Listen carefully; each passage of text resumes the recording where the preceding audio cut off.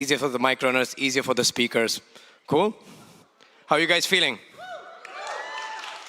Okay, good. How are you guys feeling? Okay. All right, this is the final day of AI Summit, huh? So we touched a lot about the transformative power of AI. And yesterday was all about, how can you explore your creativity using the powers of AI and why it's so critical to be an AI evangelist, right? Especially for people who are like CEOs and founders, right? Today is how it all comes together. Today will be about actually what are the things that I can take back? How can I, translate some of the learnings that I've had in my business? How do I actually leave with building my own AI app? And how it all comes together as a unified strategy. Are you guys excited for that? Yeah? Should we kick it off? All right, so to kick it off, I'll invite Vishen Lakhiani on stage. Please give him a huge hand. Thank you, Gautam. Welcome back to day 3. Now, for those of you who are here on a Sunday, engaged in the mastery of AI, congratulations. This already gives you an edge in life. Your family's probably a little bit disappointed with you, but I'm guessing they're going to be so appreciative when you double your income or when you shave off an hour or 2 of extra work a week so that you can spend more time with your loved ones. So today, we're in for a really advanced day. 3 speakers today, and then I'm going to be doing a closing. Our first speaker is Iman Abu, and Iman is going to be talking about how to create content at scale using AI. In our world today, everyone is a media company. Even if you're a coach, you're a media company of one. Because of the prominence of social media, you are constantly in an environment where eyeballs are necessary to get your product out. For example, I see Taniel here who runs OA Coffee, and I know that Taniel, even for someone like you as the founder of this coffee company, you want your brand out there. You want people following you on Instagram because it's going to lead to sales. Everyone has to own a media company. AI is making that easier than ever. What we're seeing in our company, Mindvalley, is that the time it takes to produce quality content has been slashed by at least half.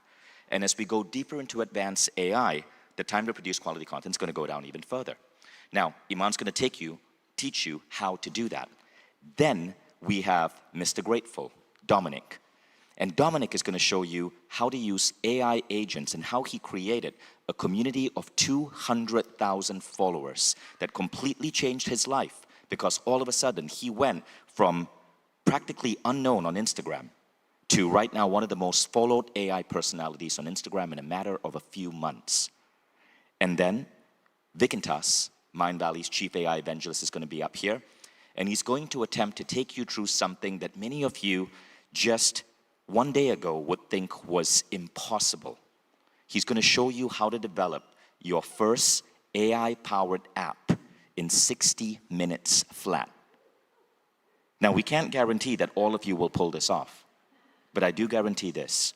All of you will understand that inside you, there is a coder. There's someone who can think in terms of computational thinking. And just attempting to do this will change the way you approach any type of business problem in your life.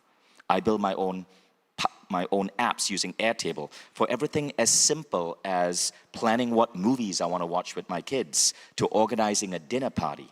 And it's done in minutes. And it makes you so much more effective. When people ask me, Vishen, how do you do so many things at once? It's because I have probably 45 Airtables powering my life and my brain. So Vikintas is going to take you through that. Beyond just Airtable, you're going to learn how to use Airtable as a data structure to connect it to tools that actually create apps. And then as we come to the end of the summit, I'm going to show you how you can enroll in Mindvalley's 50-hour AI training. When we announced it yesterday, already half the seats have been filled up. So we're so excited. We have almost 300 people already in the training, which has 500 seats. And we think it'll be probably sold out before the end of today as we wrap up this summit. So for the 300 of you who have signed up for a 50-hour training that makes you a chief AI evangelist like Vikintas, stay tuned towards the end and you'll understand the curriculum, how the training works, and how you can participate too. So without further ado, let me bring up our first speaker. But again, before we begin, I want to hear your voices. I want to understand what are the pending questions in your head so that Iman, myself, Vikintas, and Dominic can try to adapt our conversations today to your questions. So mic runners, get ready. We're going to look at questions here from our live audience. Raise your hand if you have a question. This gentleman right in front.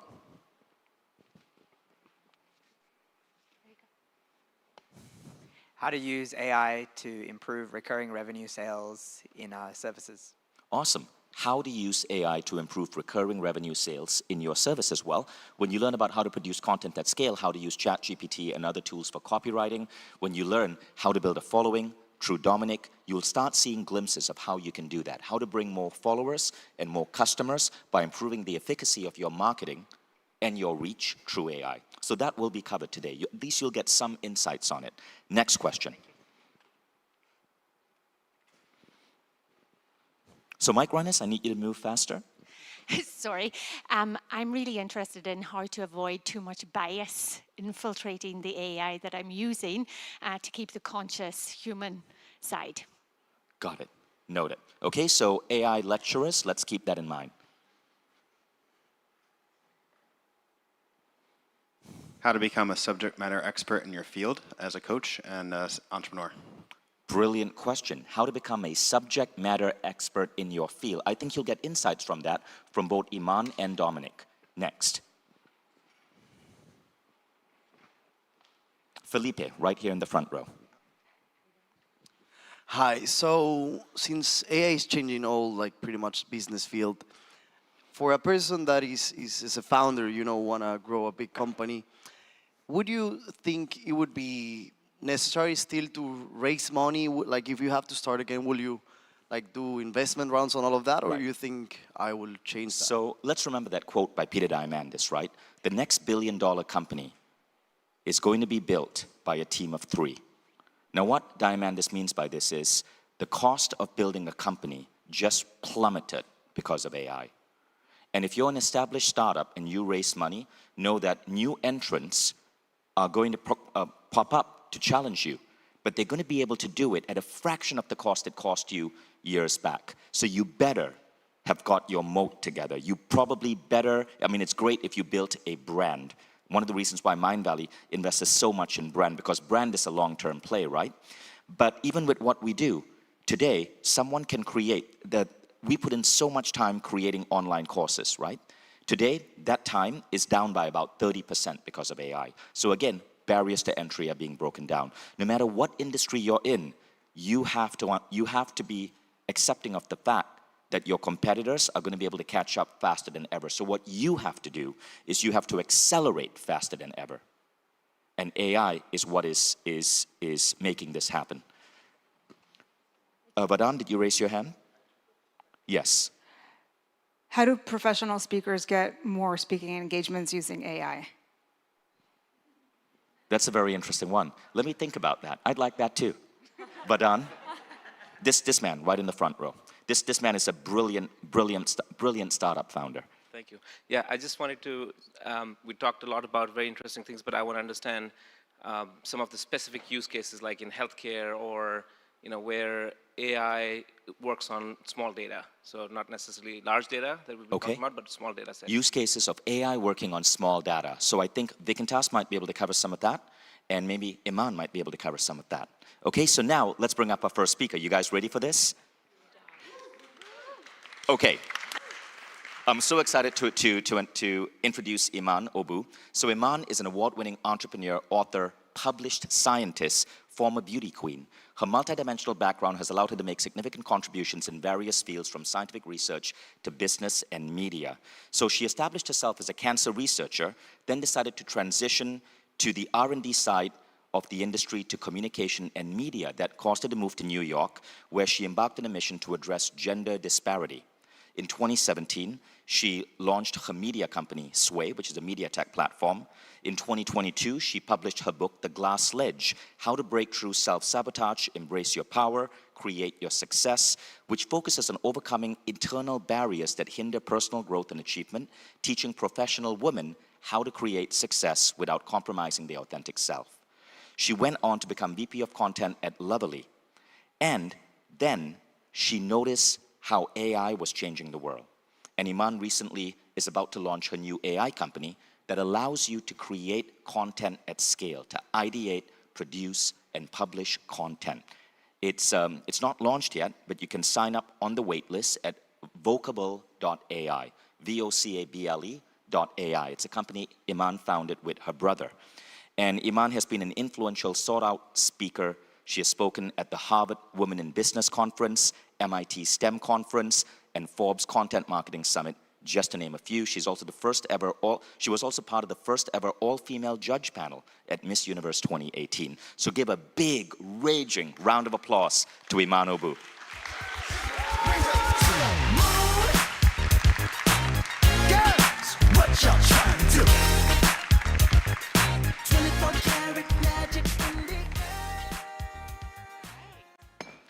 Working? There we go. All right. How are we feeling today? I need the energy. It's Sunday. We had a long 3 days of summit overload information, so I need to feel the energy. Let's go again. Come on. How are you feeling together? Woo! Yes. There we go. Awesome. So today we're going to be talking about content, a space that I have been a part of for over a decade now, and it's changing super rapidly, especially with all the advancements in AI. And it couldn't have come at a better time because content is truly the lifeblood of every business and every brand. And like Vishen said, today everyone is a creator, everyone is a media company in a way, even if you're just one person running your own show. So content really is the foundation for your business success.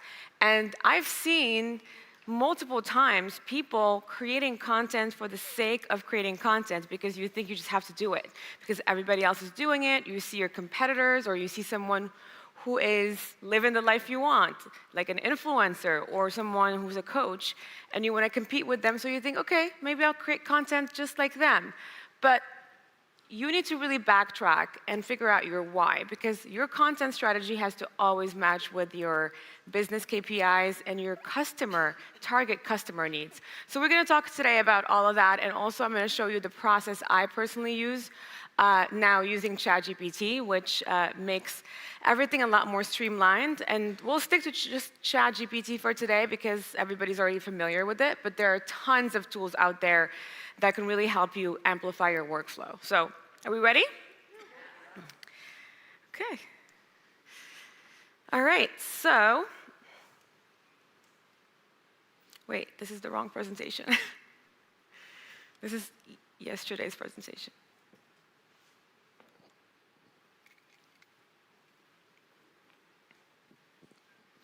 Technical difficulties.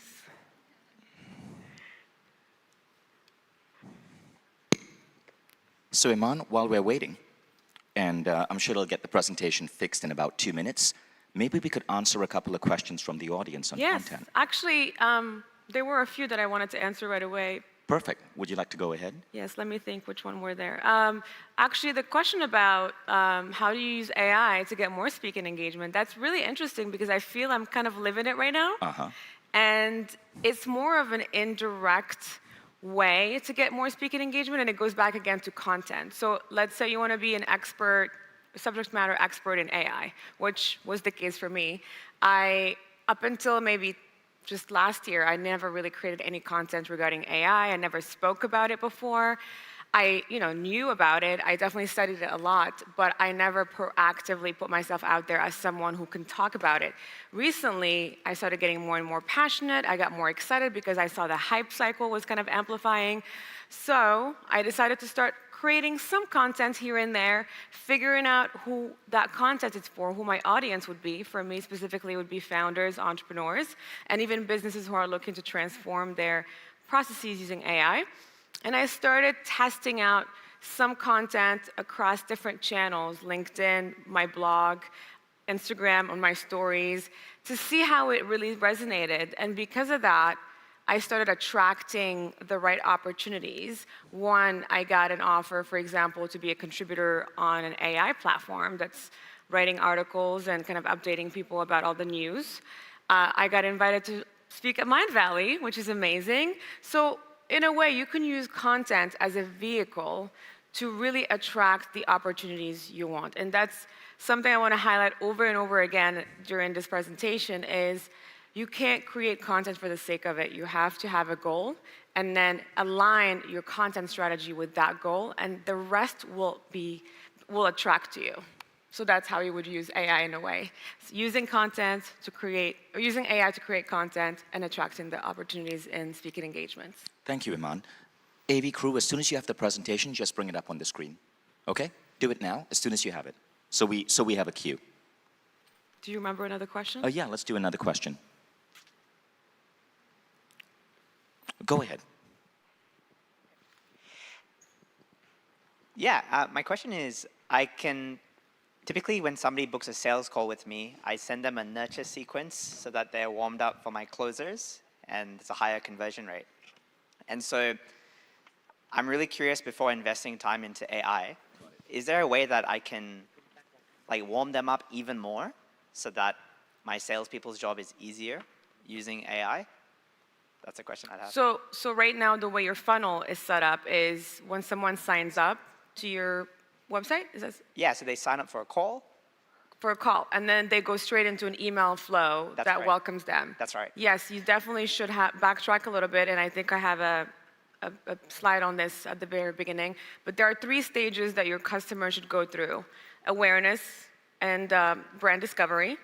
So that's content that is just to know more about who you are, your brand, what you're doing. Then there is the second one, which will be educational content. So you need to create a little bit more educational content in the form of blog posts, LinkedIn posts, maybe, whatever you feel comfortable with. Don't overdo it, obviously. If you're not comfortable doing videos, then maybe stick to blogs and LinkedIn. If you're more comfortable doing visuals and videos or talking to a camera, then focus on TikTok and YouTube and Instagram.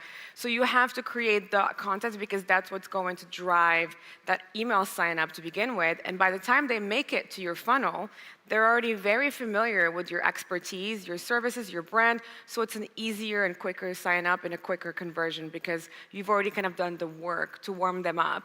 If you just sign them up on an email and they're just discovering about you on email, you're missing a lot of steps. So you're missing a lot of clients that way. Thank you. Yeah. Thank you, Iman. So the presentation is now up. Oh, Yeah. okay. All right, I'll leave this to you.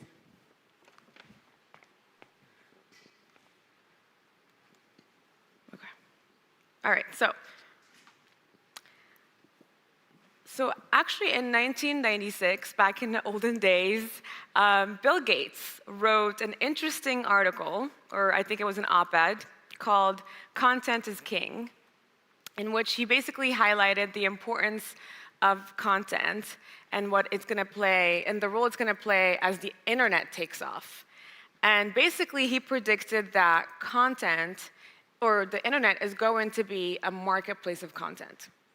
And sure enough, my boy Bill was right. Is he ever not, right? So after a few years later, Google would launch its search algorithm, right?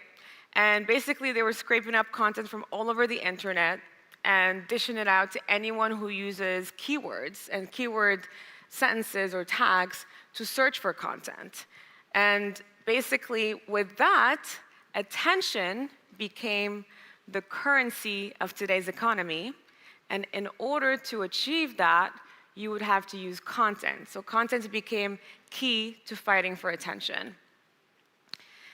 So I've worked with so many businesses and creators and brands across the board, from an agency to creating my own media company and running a bunch of content creators, and then also consulting and working within startups who were using content to market their products and acquire customers. And I've seen businesses and marketers invest more and more millions of dollars and time and resources to create content just to keep up with these search engine algorithms and all the social media algorithms, and basically fight for those eyeballs and try to get or reach as many people as possible in order to really get their brand at the top of every consumer's screen. And it's not easy to do, especially in a very competitive digital landscape. So why is every brand using content marketing, though, to fight for attention? And that brings us back to your question about how, at its core, content marketing serves to reinforce what we call the theory of the hierarchy of effects. It's an advertising model or a marketing model that basically tells you that you need to drive your customer through these different funnels and stages in order to really maximize and get that easy sale from them. It's not easy to sell a product or a service to someone who doesn't know anything about you, who doesn't trust you, who doesn't feel a connection with you. And the way to do that and achieve that is creating content that engages them and speaks to them. So the 3 stages: 1, your content has to fall under each one of these 3. 1, content has to basically help your customer know about you or know more about you or discover you for the first time. You need content that helps your customer feel something about you, whether that's educational content, inspirational content, emotional content. You just have to really strike that emotional connection with your audience so that they can trust you. And then last, but certainly not least, the most important one is you have to have content that helps your audience do something about it. So take action, whether it's purchasing your product, signing up for your email newsletter, booking a consultation, whatever your goal, your conversion goal might be. So, most importantly, it has to be relevant. You can't just write content that you think you want to write about. You need to know who your audience is and what is relevant to them. What do they need? That way you can craft the right content that is going to be engaging to them.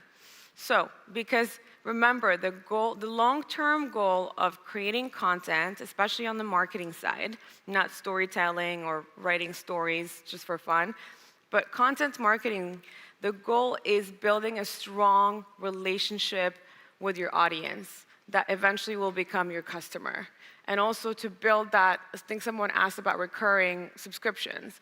If you build a very strong relationship with your audience, you can easily achieve recurring because people don't need to be convinced anymore to buy your products. They're already sold. Now you can make that money over and over again. But it takes a really robust content plan and strategy.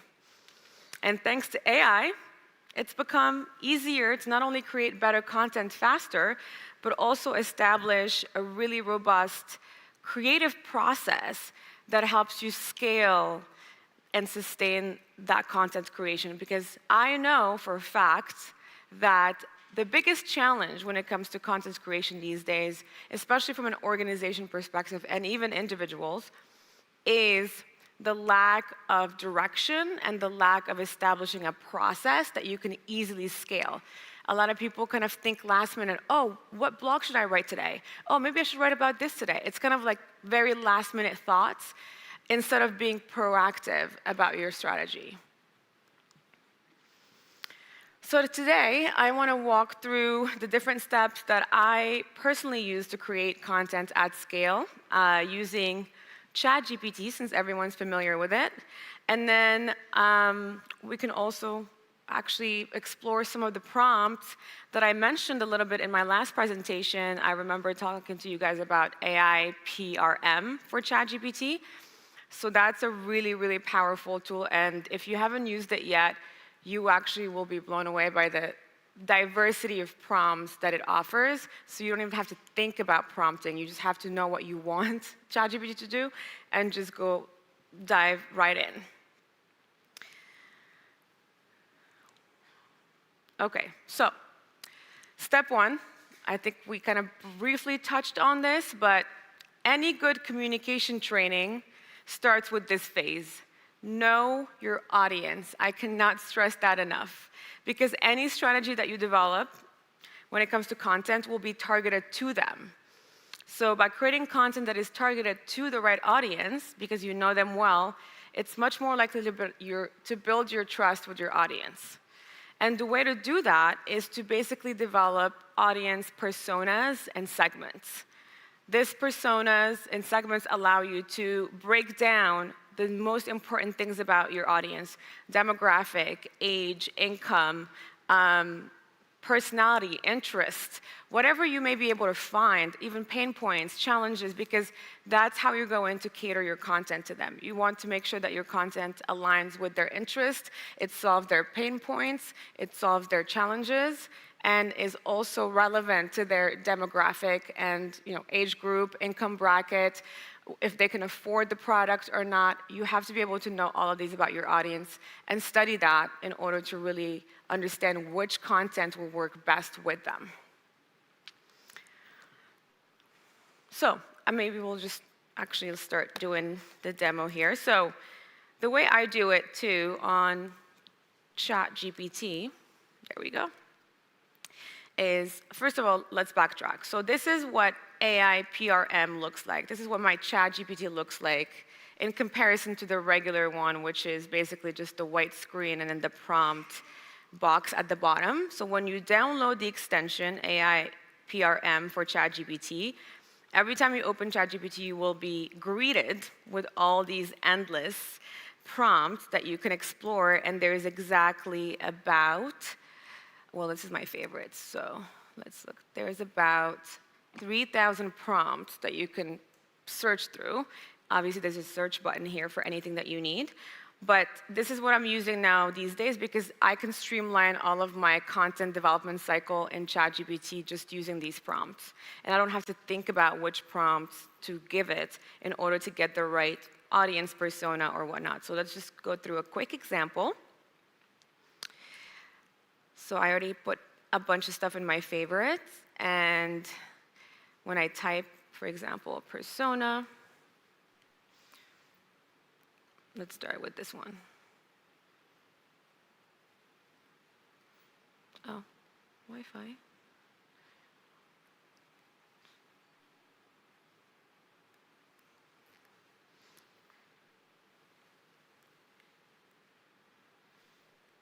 Okay.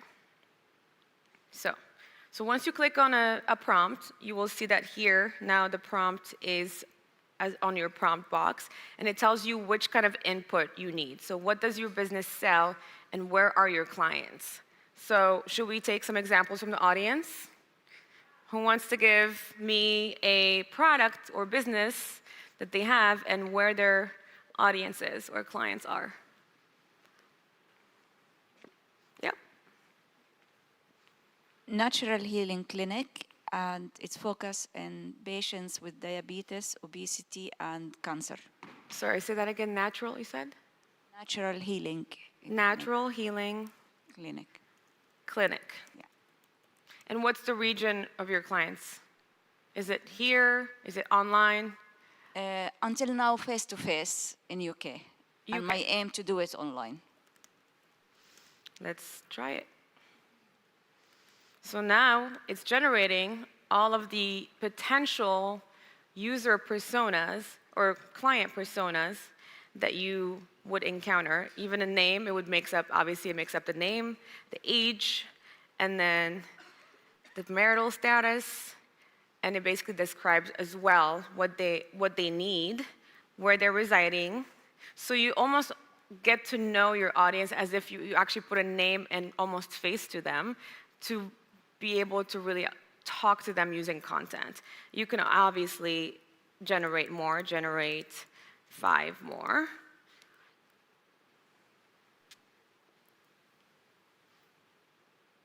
So now we have David Wilson. And then here are the data points too.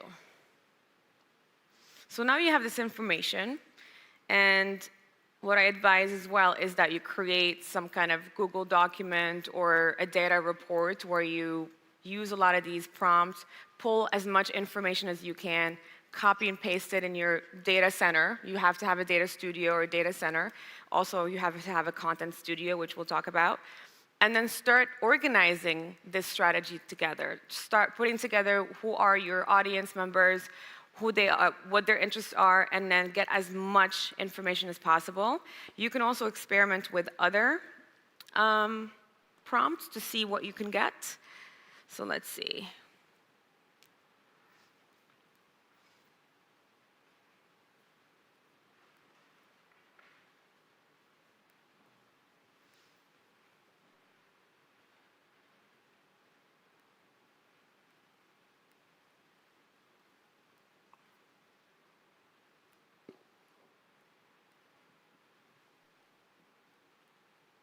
You You can also have a customer value journey, which we talked about here for emails. But every time you go to AI PRM, you can type in persona, and you have all of these options for prompts. So you can try a few of them until you figure out which one give you the most accurate, the most detailed. You can also mix and match the information and again add it to your data studio. So now you're building up your audience persona, you know a little bit more about them and interests. Let's try this one.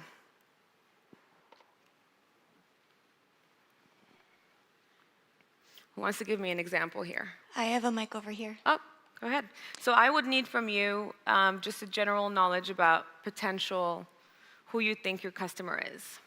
Well, I'm a money mindset and money management coach. So generally solopreneurs I'd say between the age of 27 and 40.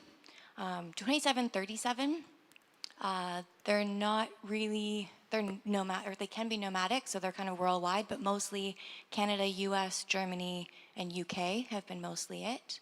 And they're, yeah, solopreneurs.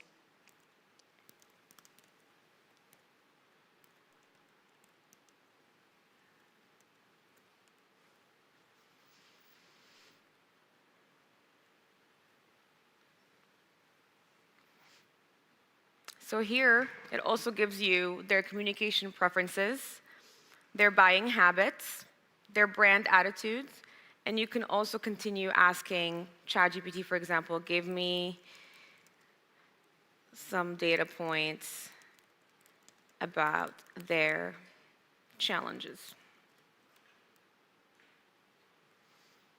So now, these challenges could also translate into what you could potentially write about to bring value to educate your customer, your audience, because they're struggling with these challenges, so you're able to educate them and bring that value. Yeah, in my case, I would kind of say, sorry, that was loud. What are the challenges around money? And then it would kind of give me more of a specific, I guess. What are the challenges with what? Around money. With money?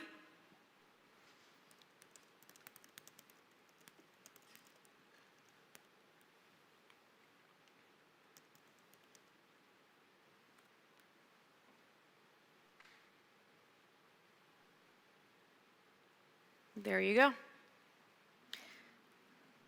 So now, again, this is valuable information that you can have into your data studio. So when you're running out of topics, or when you think, okay, I want to put together a content calendar, which we're going to do soon here, this is where you go back and say, okay, my ideal customer is struggling with these things. How can I write content or create content that answers their needs so that I can bring value? And then you position yourself at that point as a subject matter expert, so they trust you when they find your content and eventually book a consultation with you, and the rest is history. Okay, so we looked at some examples there. And again, you can continue experimenting as much as you like. There's so many different prompts here for all kinds of audience personas and even audience segmenting as well. So I recommend that you guys get familiar with this and just play around with it. And let's go back to the slides. Okay.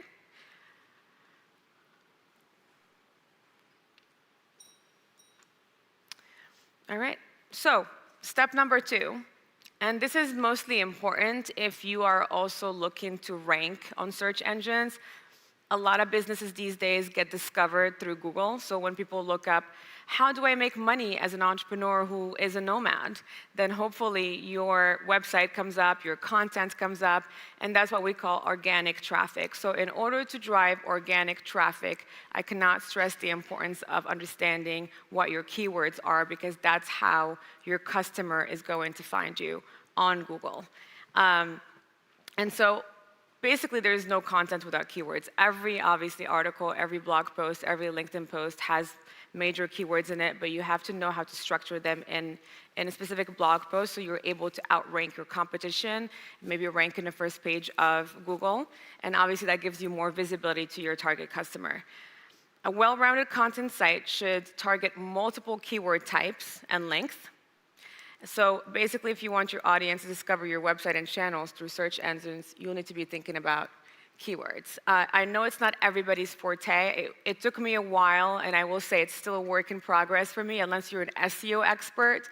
But keywords and SEO strategy is a little bit challenging, but I think with ChatGPT now, you're able to generate that in one click and at least start working yourself up into understanding it better and better. But having just a subset and major categories of keywords that you're able to then turn into topics and then blog posts and social media posts is really crucial, because otherwise you will just scrambling for ideas around topics that may or may not actually help you drive traffic. So that being said, let's try it. So we'll go back to ChatGPT. And then let's see if I can pull some from my favorites. Okay, so there's a few. So there's keyword research volume. This one, for example, let's see. Can someone give me a keyword that they want to search, or their niche, or their topic? Yep. Pre-medical students in the United States. Pre-medical student, but that's not the topic, that's the audience. Oh, how to get into medical school with low scores. With what? Low scores. With low scores. Okay, well, let's hack the system.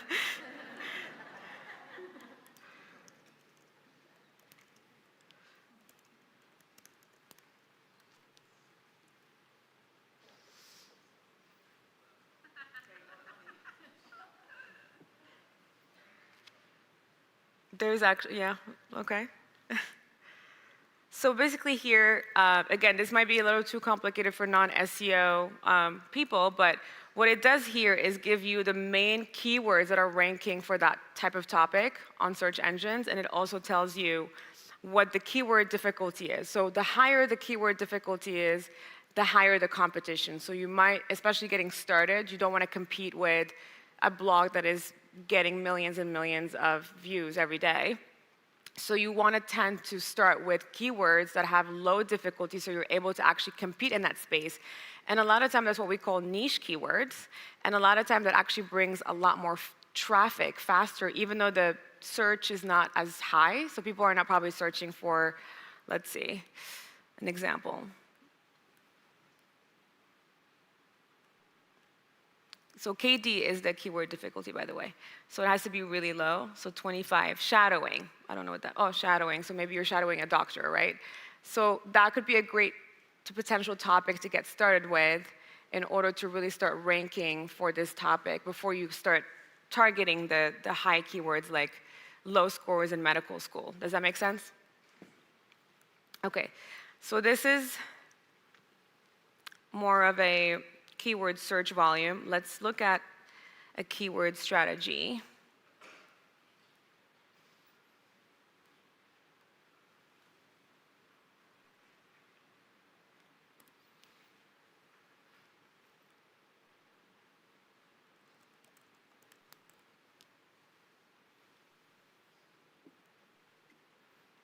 It's so hard to find things here.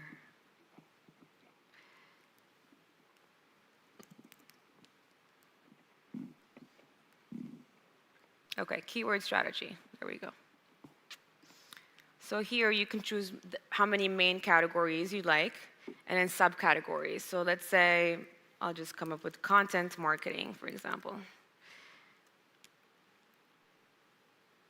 So here it does a little bit, it's different from what we saw earlier. It gives you the main categories, but it also gives you title ideas for blog posts potentially, and then a description for each one of them, as well as a search intent, which is basically what would this help your audience do. So one is informative, so this will help inform. There are other search intents like commercial, so this will help sell a product, for example. So this kind of gives you the keywords, but also associates them with potential content topics and blog posts and ideas that you can easily put into your content calendar, which we're gonna tackle next. Okay. Back to slides. So now we've basically pulled together information around our audience. We've pulled together information about some of the main categories, main keywords that we want to focus on. Hopefully we have those stored somewhere, right, so that we can keep going back to them. And then maybe I can pull my example as well. This is a good time to talk about Airtable, since I know everybody's such a big fan here. But the way I do it, because ChatGPT is, I just don't like the copying and pasting. It's just unfortunate, which is actually why I created Vocable.ai, to really streamline that entire process where you can just add ideas directly to your content planner without having to copy and paste everything. So what I typically do is I just create a content studio on Airtable. This is an example I've done for one of my companies that I'm working with, Loverly, which is a wedding planning platform. And I come up with all the ideas through ChatGPT, and then I add them straight into Airtable. I obviously label the status if it's just an idea, or if it's in writing, or if it's ready to upload. So basically just kind of organizing it a little bit more. And I add here also the verticals. So the verticals are the categories that I basically pulled from ChatGPT's keywords categories for the blog. And then I have a deadline for each one of them, and just the format. So is it a listicle? Is it a how-to? Is it an op-ed? Is it a guide?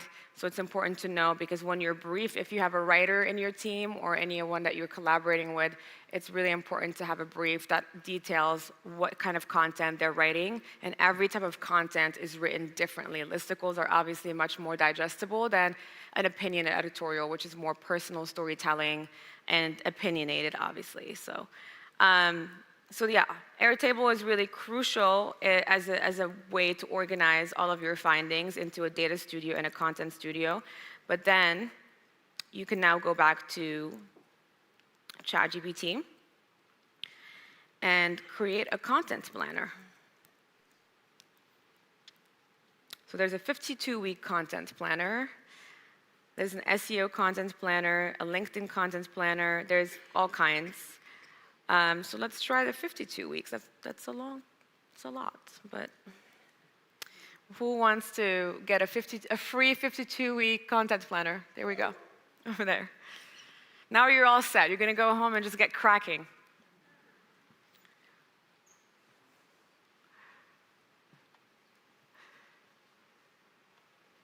Hello? I don't think it's one. Oh, yeah. So I would love to have a content planner because I do functional neurology and sports medicine. Can you speak up? I can't hear. I would love a content planner on functional neurology and sports medicine. Functional neurology and sports medicine, right? Correct. Okay.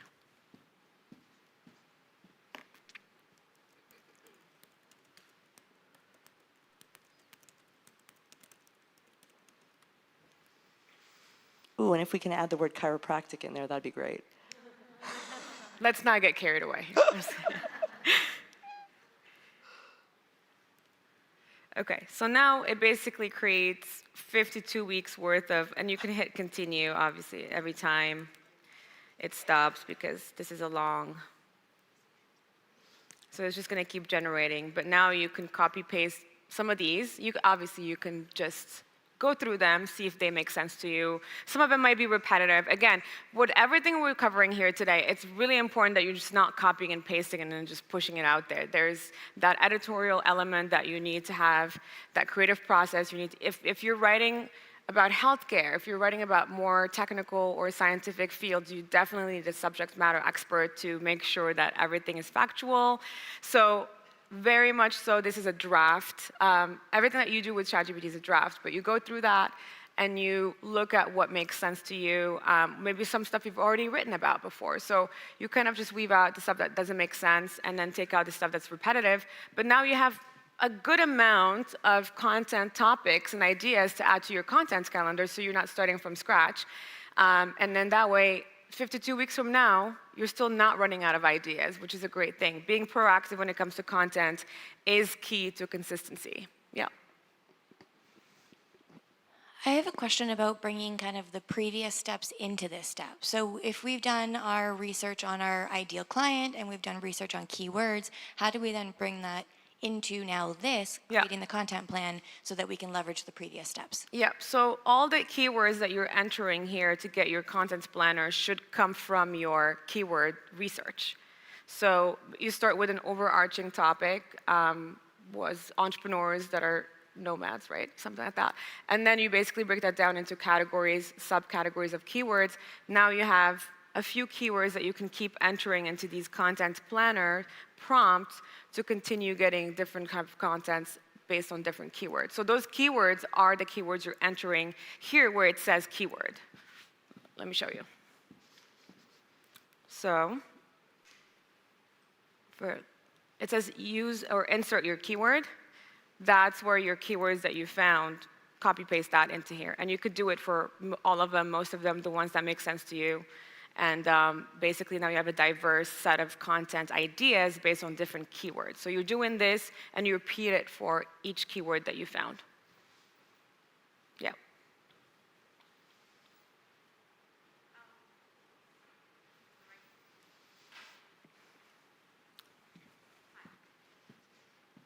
It's not working. Okay, hi, thank you. So I noticed that you were using the keyword search as well as this 52-week content planning. Now my question would be, if a number of people in the same field happen to be using ChatGPT for the 52-week content planning, wouldn't that result in an oversaturation of similar keywords or similar titles being put out? Assuming that someone's using what ChatGPT is suggesting, because I've noticed sometimes I'll try putting similar prompts or the same prompts over and over again, and usually it'll spit out the same answer or very similar answers based on what it finds online. So my question, I guess, to shorten it is, how do you avoid creating oversaturation with certain titles and keywords within your field and really help yourself be set apart in the content that you're creating?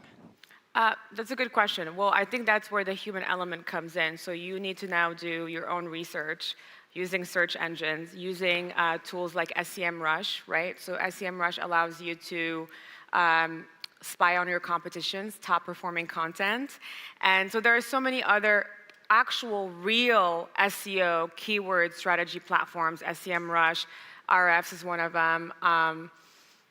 SEO Surfer, I think, is another one. So there's a few of them. They're a little bit more complicated to use, but you can probably figure it out watching a tutorial. But this is a good question because that's, again, underscoring where the human element comes into place. And by the way, that's also already happening now where a lot of people write the same content, right? I know some of my competitors, we have similar blogs. So the way I do it is I also do my own research where I go in and put in a keyword and see what are the top performing pages and then avoid writing content that conflicts with that because Google will penalize you if you have two similar headlines that are published in different or two similar types of content that is published in different domains.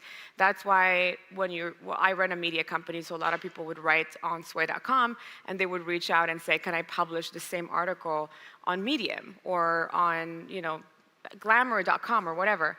I say no, because we would penalize that. So you could repurpose it, but again, I think that's a good question, but you have to do your own research.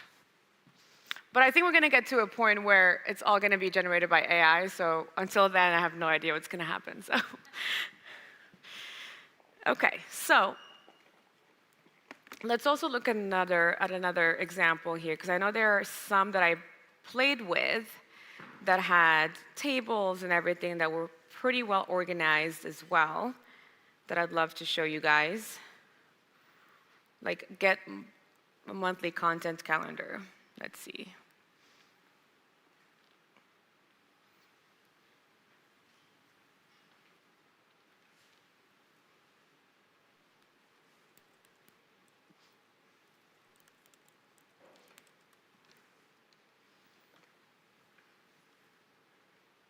So this one breaks it down into the different days and whatnot. There are a few different ones. Also, by the way, this is where you can also play around with GPT's answers and keep asking it to add more. So if you want, let's say, now rewrite this and add a column for meta description. So now you're basically building your own calendar or your own kind of structure based on what you want. And it's very fluid, so it gives you kind of the foundation, and then you get creative with it and see what you want to add in there. Okay, so now we have this plenty of content ideas that we can, again, pull from here and add to Airtable and build out a calendar that makes sense into Airtable. And then we'll go back to the slides. Okay. Also, there are so many other ways, by the way, that you can brainstorm. There are prompts around emails. I know when we talked about email flows, you can actually create different email concepts and email flows that it gives you based on your basically objective. So let's say you want a welcome series, like someone signs up to your newsletter and you want to welcome them and you want to have a whole email series, you can create that and it gives you exactly what you need. Actually, I think I generated that. Can we go back to ChatGPT? I think that one is a really good one to go over, actually, because it creates somewhat of a strategy as well as the copy of it. So email strategy here, that's a great brainstorming. So let's say, what was your email? Yeah. Was it a welcome series? Okay. Welcome series to? Welcome series for my clients.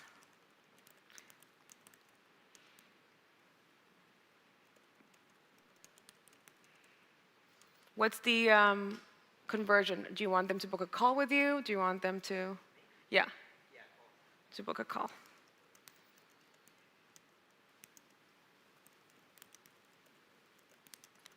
Something like that.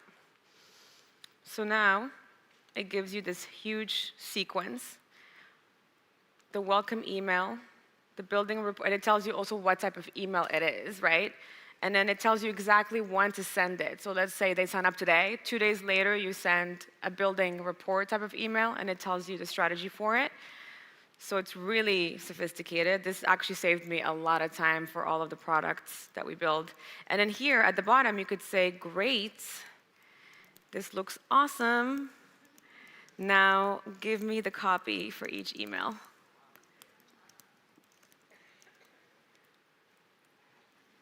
And now it gives you all of it. So you can just copy and paste, boom, now no more excuses. So, but also it's important that you reiterate. So test this out, for example, see how it does with your audience, see how people are responding to it, get some insights, and based on that, try another prompt with a little bit more details. For example, oh, I tried this and my audience seems to engage more with this type of content. Can you create an email series around this? So the more you know, the more detailed the prompt is, and then your strategy will get better and better.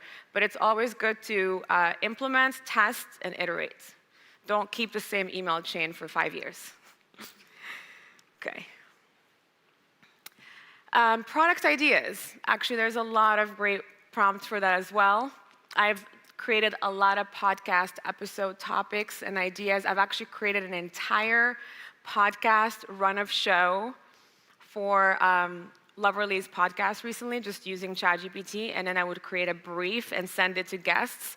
And I remember a guest came back to the CEO and said, this is probably the best guest brief I've ever seen, ever. And then they're like, oh, it's all Iman. And I'm like, yeah, I didn't do anything. It's all ChatGPT. But I didn't tell them that, so. But it's just very sophisticated when, again, you give them the guest bio, you give them the topics that you want to cover, and you say, give me a run of show, and then give me sample questions. Copy paste that into your Google Docs, send it to your guest, and now you have a run of show that everybody's aligned on. It frames the conversation, and it's very much professional. Makes you look good as a brand, makes you look good as a podcaster, and also makes you look like you're prepared. So yeah, there's so many prompts here that you can play with, and a lot of it is around ideation, but also a lot of it is around creation, and then we're going to talk later about analysis and repurposing. So there's 3,000 prompts here. I spent probably the better half of this year just diving into every prompt here. I even have put together a spreadsheet And I have all of these are prompts that I'm using the most. So I basically really encourage everybody to kind of dive deeper into the type of prompts they need, pull those out into a Notion or whatever documents you use, and save them, because you're going to be using them a lot. And when you have that process, it makes it that much easier to just streamline your entire content creation. Okay, back to the slides. Okay, so now comes the fun part, or the obvious part, which I think most people would say they use ChatGPT just for the content creation. How many of you here use it mostly to generate content, not ideate or research? Okay, and the rest doesn't use it at all, or do they use it for ideation? How many do use it for ideation and brainstorming? Great, okay, awesome. So let's explore some of my favorite content creation prompts when it comes to long-form optimized blog posts. It's important that you create, again, those keywords that we talked about need to be well incorporated into the content that you create. So I tend to only use prompts that mention that there is some kind of SEO integration in the content, and they also give you a meta description, so you're able to really rank the page as well. They give you an optimized headline as well, so that's important. Because most of the time when you go into ChatGPT and you create your own prompt and say, hey, write me a blog post about content marketing, it's probably not optimized. So it's very important that you make sure that that's in the prompt, but there's so many that are already templated. So let's look at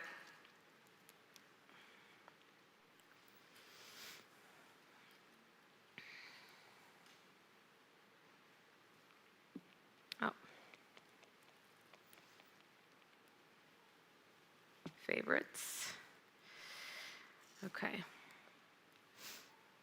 This one also says human written, 100% unique. It's an interesting way, just the tone of it, even the format. So let's try it actually. Content. Or actually, does someone give me something better than content marketing? Yep. Hi. Dating energy. Yeah, dating energy. Dating, and what is that? It's it's when you're not necessarily calling in the one, but when you are meeting people for the energy that they have, and you're aligning yourself with what you actually desire to experience, so you can release the limiting belief that it doesn't exist, and you continue to meet new people with higher levels of energy that feel good to you until you find something that really feels good to you. Wow. Well, I think I'm right there. Okay, there we go. I think it got it. Igniting attraction and connection. Understanding the importance of dating energy, the role of energy in attraction. Cleaning out the magnet and getting rid of the old roster of people that you keep seeing that you shouldn't, and meeting some new people who you like Nurturing and who like healthy you. boundaries. Yeah. Oh, continue.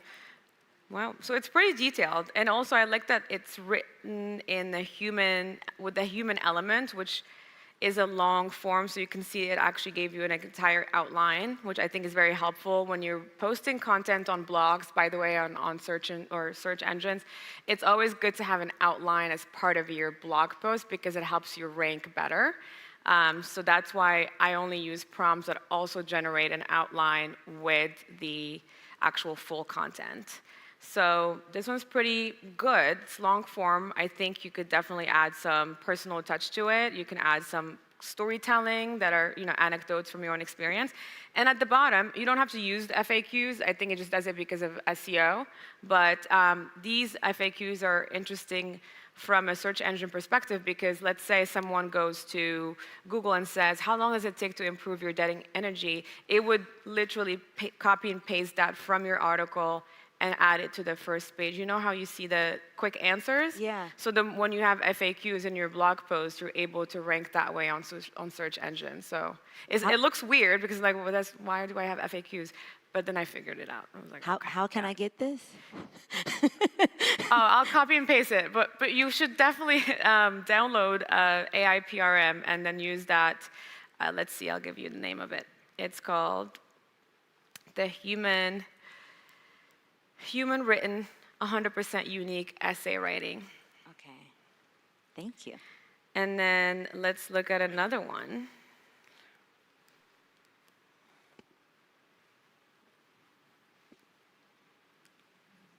So there's one is affiliate optimized content.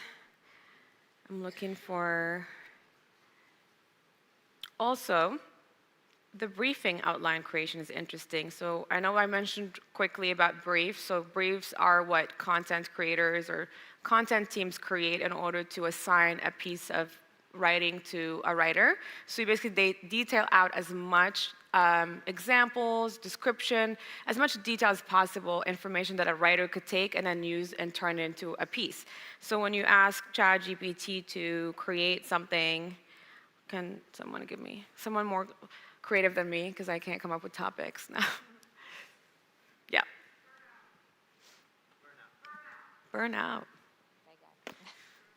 Are you trying to say something?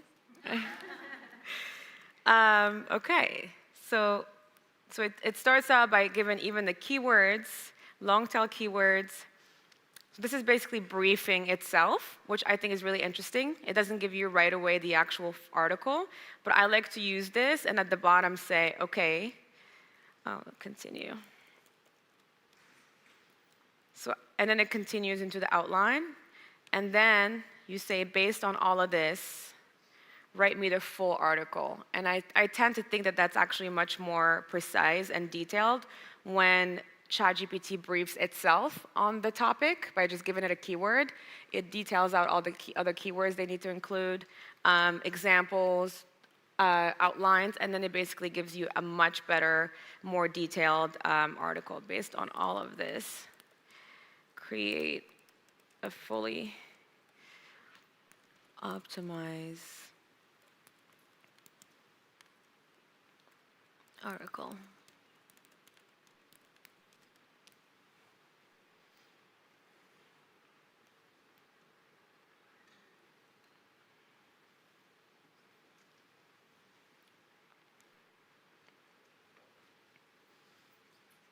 So there you go.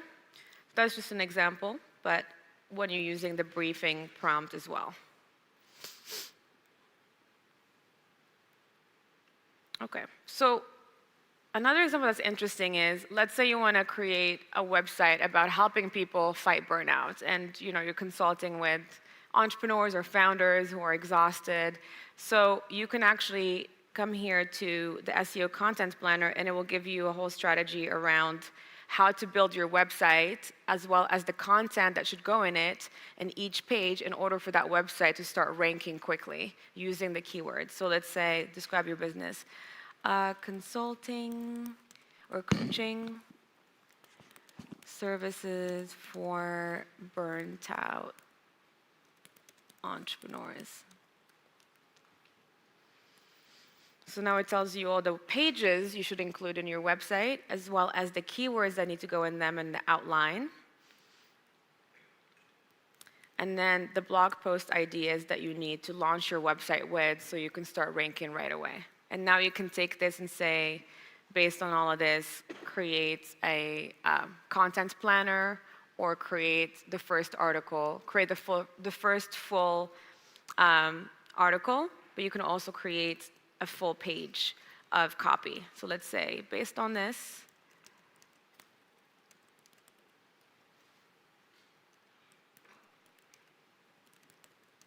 the full copy for the About page.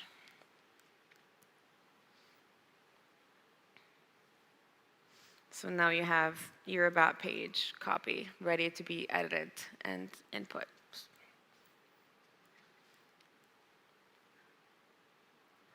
Okay. All right, so now we've covered the content creation part of it. And then another great way I use also ChatGPT is content analysis. How many of you have input content into ChatGPT to analyze it? Just one? Oh, okay. Just a handful. All right.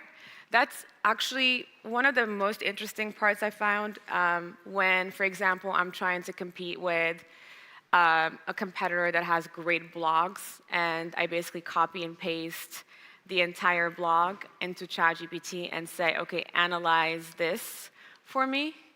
So, and then I would tell it exactly what to analyze. So these are the prompts that I wrote, but you can obviously, there's so many that are also templated on AI PRM. But I like to analyze the topic overview, the content format, the tone and voice, the keywords that they used, and SEO sources, content length, and the call to action. And then I would paste my content in there from, let's say Canva's blog or something. And it would basically tell me everything in detail out. And what I would do after that is say, okay, based on all of this, now write me a competitive article that will outrank this article on the same topic. So it's a good way to create that context instead of you kind of going in to be like, okay, I want to write this, and then having to prompt it without giving it that context. If you want to outrank a competitor, just give ChatGPT the actual content, ask it to analyze it on what you want to compete with, and then use that analysis to say, now compete with this. There's also another, we'll go back to ChatGPT.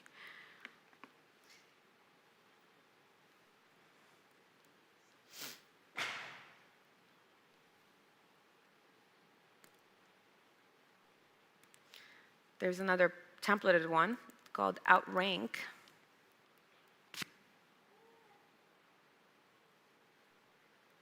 Outrank article. So you can actually paste in your competitor URL and it would crawl that. Let's see if we can pull a blog.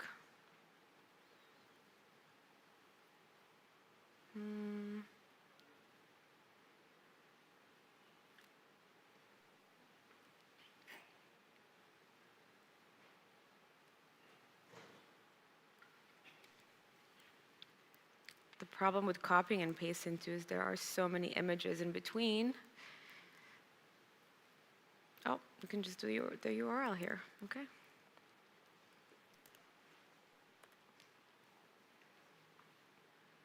So now it's generating an article that directly will compete with this article over here on search engines. It also generates the visuals here that you would need to include.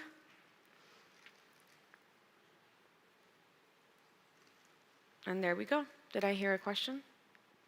Oh, yeah.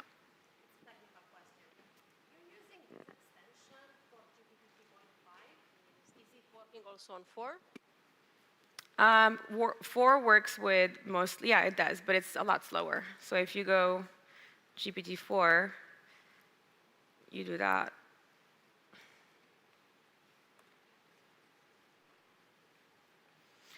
But also you have limited tokens with GPT-4. But 3.5 works well as well. I use GPT-4 with plugins mostly. Perfect, thanks. Okay, so now you know how you can outrank your competition without having to lift a finger. Yes. Whoa. Hi. It's me again. Thank you. I have a lot of questions. I'm actually a high school teacher. So one big concern that they have in schools is, of course, plagiarism when it comes to using programs like ChatGPT. So my question would be, not related to schools, but in this situation, how much of the article tends to be similar or using the exact same ideas just in different words compared to the original article that you pulled up? Because otherwise it turns into an issue of you're basically taking articles that other people have written that may have been brilliant articles, which is why they're doing so well, copying their ideas entirely and just having ChatGPT put it into different words so that it also performs well. Yeah. So my question would be, how can ChatGPT be used in a more, I would say, creative way in order to still be able to compete with these articles, but without kind of Yeah. having similar, very, very similar content? Yeah, well, I think you could definitely take, this is a first draft. You're not copying this and pasting as it is. You're reading through it. I think you can also add more prompts to ChatGPT and say, okay, now add these kind of anecdotes that are maybe personal to you. So, or maybe switch this out. So you want to give it your own spin. You don't want to copy and paste it completely. But also I would definitely recommend that everything that you generate through any kind of AI that you will put through a plagiarism check. And actually, I think you can even maybe use ChatGPT. It checks its own work, but I don't know how confident I am that it's. But you could say, can you do a plagiarism check on this piece?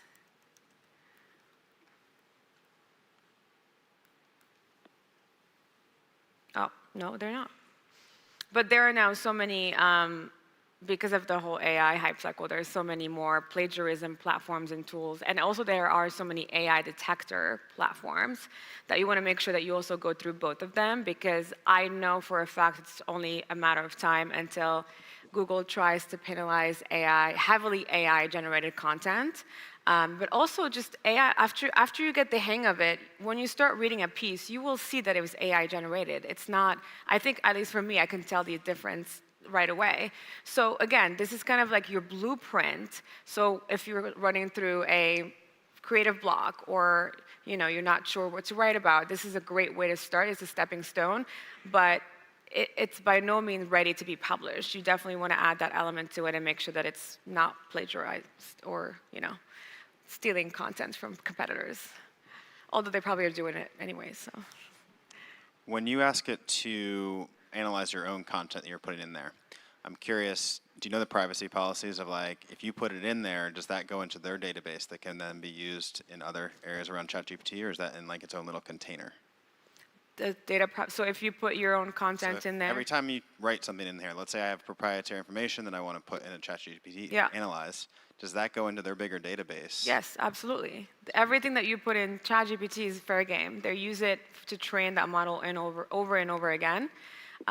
So I suggest that if something is sensitive, do not use ChatGPT. Although Claude is basically trained, it's called constitutional training.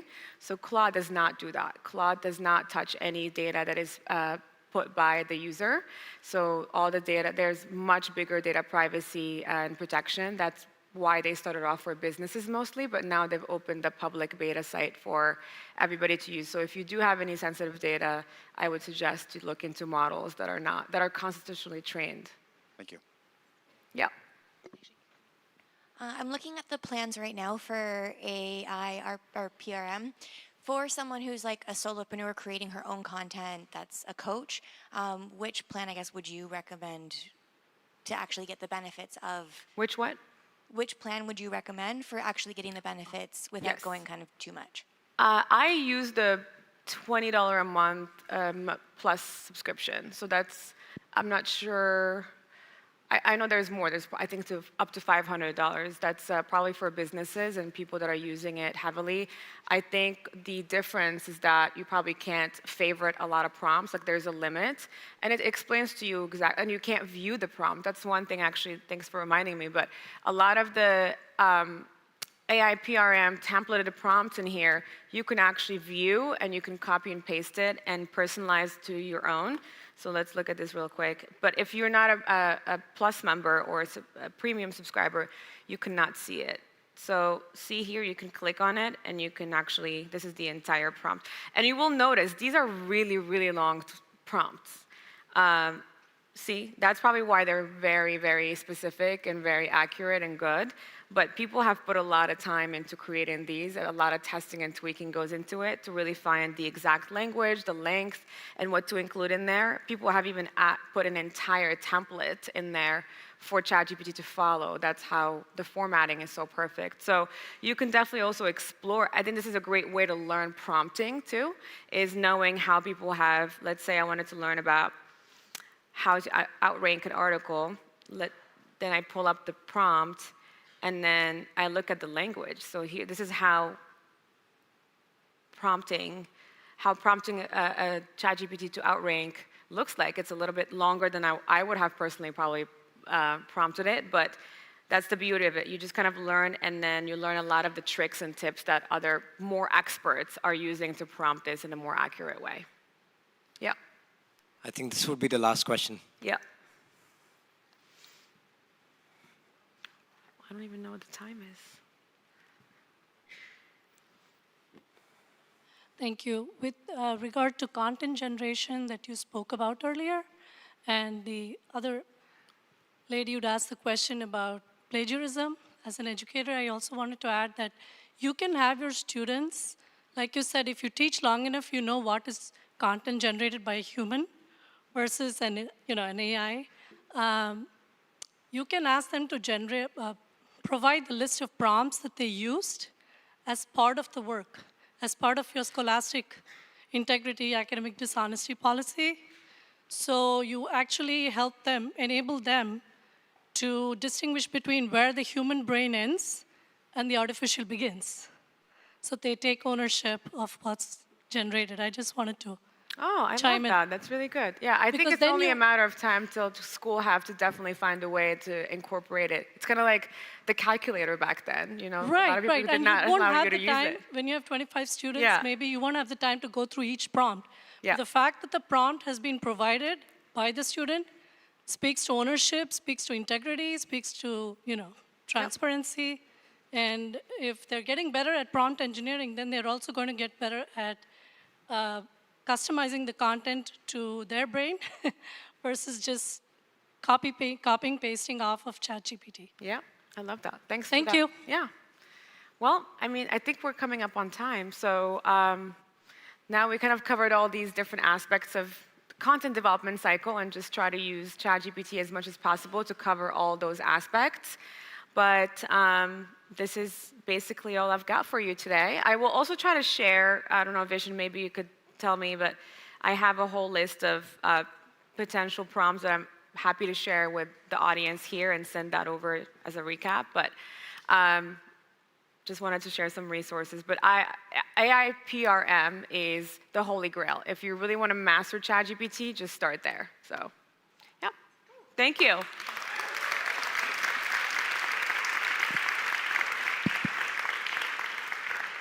Thank you so much, Iman. And for those of you who are taking pictures of the slides, good job on you, but we'll also figure out how you'll get the access to the presentations. Also, people watching online, there will be a way for you to access the videos and presentations that you're watching. You can ask the team. You can write to support, and you'll figure out a way how. Okay. Are you guys ready for the next session? I don't hear it. Okay. Okay. So the next one. How many of you enjoyed the presentation by Dominic yesterday? Make some noise. Yeah, he's one of the most sought out creative strategies out there right now. His digital media company, Theta, has worked with some of the coolest clients like NFL, TripAdvisor, Nike, and he's helping them with their digital content strategy. And he does some really wild projects. Some of them he mentioned yesterday. His latest one is how to teach you to build $1 million business in 100 days. Wild projects, right? And the other one that I briefly mentioned yesterday is he went on Instagram and said, okay, I'm going to hire ChatGPT 4 as my consultant, social media agent, and every script that it tells me to create videos on, I'll create it. The objective is simple. How do I organically get 100,000 followers? Organically get 100,000 followers. I'll do everything that ChatGPT 4 tells me to. He hit that goal in 22 days. Yes. And and he's going to teach you that process, guide you through that process, how you can apply that in your own life, in your own businesses. Are you guys excited for that? Yeah? Okay, please give a huge, huge welcome to Mr. Grateful on stage.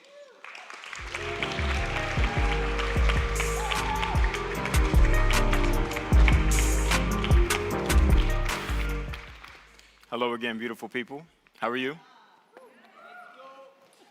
How many of you were here yesterday? Oh, awesome. Love to see you again. Thank you. Okay, so yes, it's true. I hired AI to be my social media agent successfully, and it worked. I didn't know it was going to work, but it did. And today, I'm going to put you on some massive game. You are about to learn everything that I did. I'm going to take you through my entire workflow, and you're going to see step by step what I was doing so that you can use AI to be your social media agent. Maybe you don't have to do it as publicly as I did, which added some novelty to the whole thing, but you can definitely take some of these principles and some of these methods that I use to help yourself. So if you wouldn't mind, I'm going to plug my computer in so that you can see some of the visuals and the slides that I have prepared for you.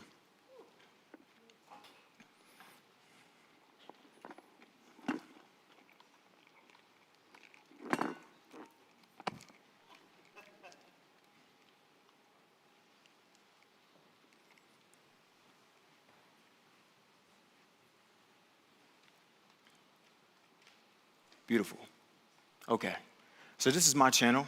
If you would like to catch up and see where I'm at today. Now, yesterday, we shared some laughs, we shared some tears, we were meditating together. It was a very thoughtful and meaningful experience to me, and I hope to those of you who were here with me. But today is going to be very tactical. It's going to be very tangible. You're going to be able to implement these things immediately, and you're going to want to take notes. You're going to want to have your phones out so that you are able to scan these codes. I'm going to have codes for every tool that I used. I'm going to have step-by-steps up here. I'm going to have prompts. So it's okay to have your phones out, to take notes, so that you're able to write these things down and take pictures, okay? First, I just want to start that I did not start here. There was a beginning to Mr. Grateful, and that beginning was about 5 years of just stagnation. I was at like 3,000 followers for a long time, and I was trying a lot of different things that weren't working, and it was frustrating. I did the whole fashion thing. I was a hype beast for a while. I was spending thousands of dollars on shoes, trying to get likes. It was just pretty unsustainable. I tried doing carousels where I was teaching people things through text. I was trying to make them sync up and learning new tools so every slide would sync up perfectly with the next. This wasn't working either. I think you can see it got 20 likes on there, and all 3 of those are friends, so 17 likes maybe. And then I even tried putting in some of my creative swag. I was sat down on a computer as a kid in front of Photoshop. And this is when Photoshop didn't even have auto select. You couldn't even, you had to use a pen tool and go around every single thing you wanted to cut out. And I've been practicing that ever since. And I even tried to show off some of those skills. But if you notice, every single one of those pictures right there is of me. At this time, I was very self-focused. I was trying to get likes. My focus was trying to get followers, trying to get likes, trying to show people my face, show them who I was. And it wasn't until I started using AI where I actually became a bit more human and realized that it wasn't about me at all. It was about the people that I was helping. It was about giving you the information that you need to succeed. And then right when that happened, I went from 3,000 to 100,000 in the first 22 days, and then now today I'm at about 238,000 followers. Thanks. So this is the workflow that I use to do that. Now, I'm going to go through every single one of these steps with you in the upcoming slides, but you can definitely take a picture of that if you'd like to integrate it into your own workflow. So training GPT is the thing that I got asked about most in the very beginning, because my very first post was about launching Agent GPT. I call it Agent GPT because I hired it as my social media agent. And the very first idea that it gave me when I asked it for a content idea was terrible. It didn't align with me. It didn't speak to me. It wasn't in my brand voice. It was not personalized to me at all. If I were to have made the post, it would have been a curveball. It would have come from left field to all of my followers. They wouldn't have been able to even recognize that it was me that was writing it. It sounded like it was generated by an artificial intelligence. And how do you get around this? Because what a lot of people do is they jump, when they hear about what I did, they jump into GPT and they go, give me 100 content ideas so I can reach 100,000 followers. And if you do that, it'll do its best job. It'll give you 100 ideas. But any of those 100 ideas is a hit or miss, whether it's going to actually align with you or not, because it knows nothing about you. You haven't given it any information about you. You could reach out to a human being and do this, and the first thing that they're going to do is start asking you more questions about who you are so that they can actually reach that goal. Unfortunately, GPT needs you to input that data for it. Good data in, good data out. The more keywords, the more information that you give GPT, the more that it can personalize the words that it gives you and the responses that it's giving you so it's personalized to you. And that's what I'm going to show you how to do now. And if you don't know how to do that, simply ask. That's all I did. I just asked GPT, what are the components of a brand voice? It's my social media agent. It should be able to answer this pretty well. That's its job. I told it that you are my social media agent, and this is something that you would ask them. I just asked, what are the components of a brand voice so that I can clearly communicate this to you so that you can give me some better responses. And it did. It gave me the components of what a good brand voice is actually made up of. And this helped a lot. And you don't have to worry, I'm going to relieve you. I actually asked it to give me a template so that I could give this to you and you could plug your own things in your voice. So this is that template right here. It has spaces with the different variables so that you can just plug in the information that is unique to you. All of your phones up is like a round of applause to me. It's like,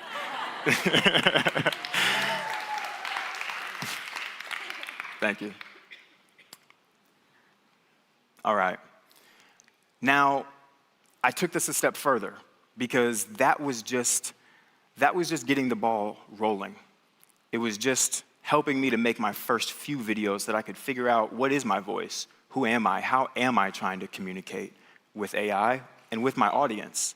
And after I got a few of those videos made and a few of them started to do well, then I put those videos into a tool called Descript. A lot of you are probably familiar with it. What it allows me to do is transcribe my videos. And when I transcribe my videos, now I know what words I'm using most often and how I am speaking to my audience. And in this way, I'm not just giving Agent GPT some vague keywords about what I think my brand voice is. I'm actually giving it the scripts that I'm using and telling it the words that I am using in my videos that are going public. So I will just copy and paste all of the text from one of my videos, and then I will post it into ChatGPT. This is the QR code to Descript if you don't have it yet or if you just want it again.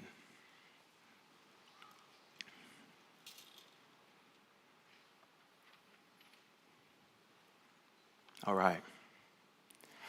Another good piece of data that I used, good data in, good data out. So the first piece of data that I was giving it was my transcriptions, the words that I was using, my actual script. But the next thing I was giving it was my metrics. How well did that video actually perform? And what this does is it allows GPT to now start comparing the different pieces of content that I'm producing based on their performance. So it can analyze what words are performing well and what words aren't. And now it can start to tailor some of those words to me based on what my goal is. And through this process, we started to tailor our strategy and figure out who our target market is. What pieces of content were they actually interested in? And if you see, the 5 key metrics for insights on Instagram, 6, are accounts reached, plays, likes, saves, shares, and comments. Put all of these. Each one of these metrics communicates a different thing about how your content is performing. For instance, if you have something that has a lot of plays but very low likes, maybe it was something that was controversial. Or if you have something that has a lot of saves and a lot of shares, it means that this thing was something that you think their friends would be interested in, or you think is going to be helpful for you in the future. And if you have a lot of comments, this means that you were stirring discourse. You are having your community actually engage with you. Comments are very important for this reason. And this is how I would give it to GPT. I would script it out just like this. I would give it the transcript, and then I would write out all of those metrics right underneath. And in this way, it started to communicate and associate the metrics with the words that I was using frequently in the videos. Because all GPT really is, when you boil it down, have you guys ever been like going to go text a friend and you see those 3 words at the top pop up above the keyboard, predicting the next word you might want to use? GPT is like a super sophisticated version of that. It's simply a prediction machine. All it's doing is associating words in their context and figuring out what words should come next. It's just doing that with 25,000 characters at a time rather than 3. So in this way, you need to start using the words, or giving it the words that you use frequently so that it can start to tailor the words that it gives you back. It's simply a language model, natural language. It's all it does. Text in, text out. Good data in, good data out. It also took the liberty of giving me the structure of what's working.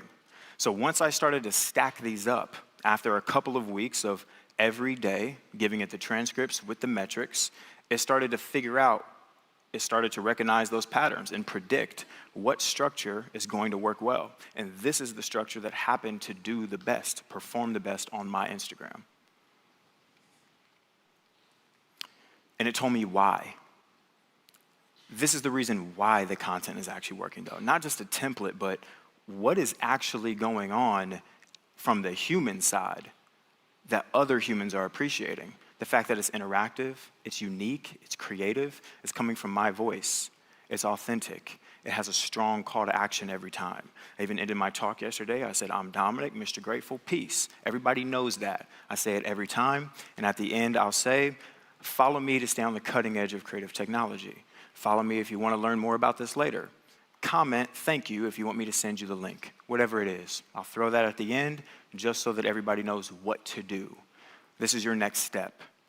And as authentic as I am, as honest as I am, as calm as I try to be on camera, Instagram is a distribution channel, and you are trying to get a message out.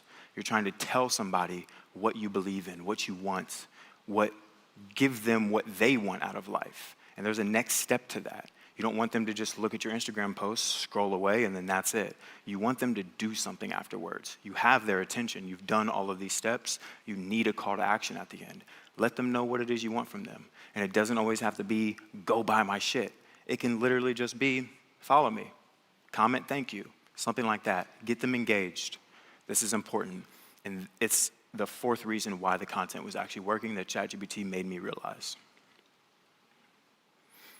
This is the actual template right here with timestamps. What I did was I asked GPT to then go in and give me this template with timestamps so that now when I'm scripting, I know how many words I need to be using in each of these sections. This makes scripting for me 10 times faster. I know exactly where my information should be. Now, when it comes to getting more content ideas and figuring out what your brand voice is, these 3 F's right here helped me figure that out. Unfairness, fear, and frustration. These are the things that actually make people buy. These are the things that make people act. These are the fears. These are the negative emotions that are associated with whatever industry or whatever career that you're in. People have frustrations with everyday life and the tools that they're using. And in the case of AI, they were afraid that AI was going to take their jobs. They were confused about how it even worked, and that made them frustrated because every single day a new tool's coming out. People are telling them, I tried 101 tools, and these are the 30 that you need to use right now. If you don't learn about AI, you're going to lose your job. All of this stuff was making people scared. I just recognized that. And I felt like it was my responsibility to step up and actually say something about it and teach people. And I know that all of you have something that you care about deeply, that you feel a little bit less afraid about than your friends do. You're able to talk to your friends in some way about something that they don't know, that might frustrate them, that might upset them. You might be able to communicate that in a way that is optimistic, in a way that is helping people, it's educational. And this is where your voice can stem from. This is something that an AI cannot help you with. What an AI can help you with is actually structuring how you communicate what these things are. Alex Hormozi has something called a value equation. And this right here helped me immensely about halfway through. Apparently, when you're building a business and you're thinking about your customers, there's something called a value equation, which all of us have going on in our heads subconsciously all the time that we actually don't realize. What do we want? What is this dream outcome we think we're going to get from this? And how certain is it that I'm going to achieve that outcome? How quickly am I going to get it? And how much effort is it going to take? What we want to do is we want to increase the dream outcome and the certainty as high as possible. We want them to think that you're going to get your dream outcome and you're going to get it 100%. And it should take them no time and no effort. That's the dream. That's what we really want. So, how can we use this equation then to help GPT give us some content ideas? Well, this is the prompt I used to do that. I simply put that equation into ChatGPT, and I asked it to write me 4 problems that someone might perceive for each one of these categories of the value equation. And the results were actually pretty amazing. It gave me 4 problems that were actually very accurate, very succinct, with the value equation. But to this is really just half of the equation for us, because us as humans, now I actually have to go out there and educate people on that. Now that I know their problems, I need to present them with a solution. I can't just tell them the problems and then say peace. I have to acknowledge their problems and then give them the solutions. So, I was very kind. I said, you're awesome.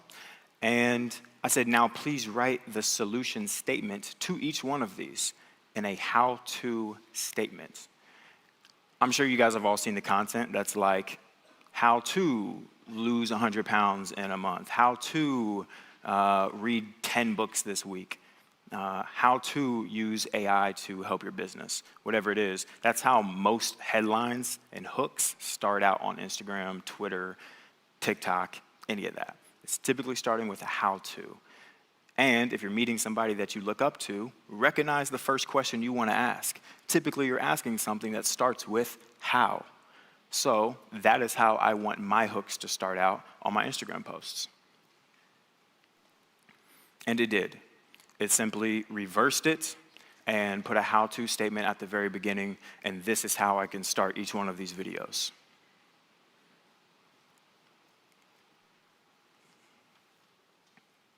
Now the research.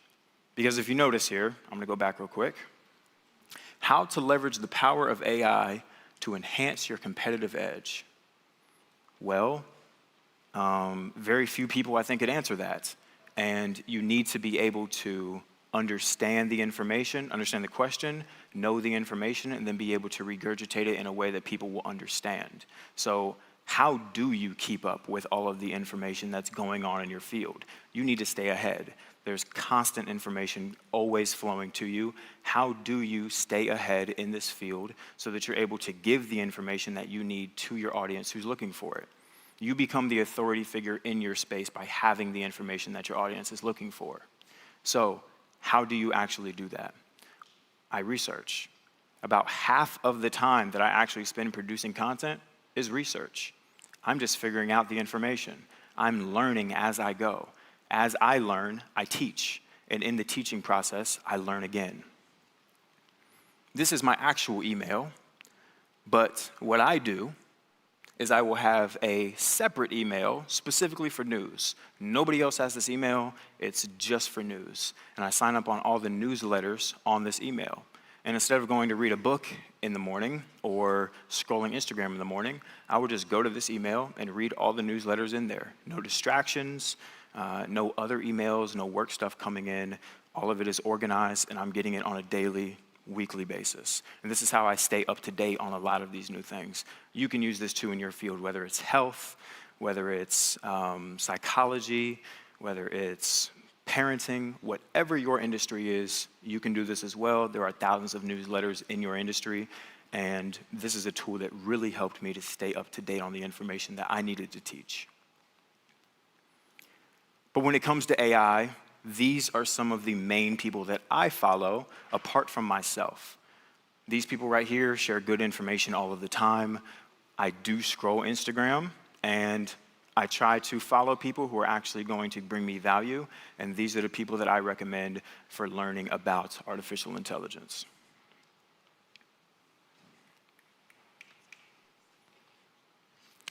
Now, when it comes to scripting, okay, so you have the idea, you have the content ideas, you understand your brand voice, and now you actually have to put it together into a succinct script so that you can get on camera, speak about it, and then record yourself.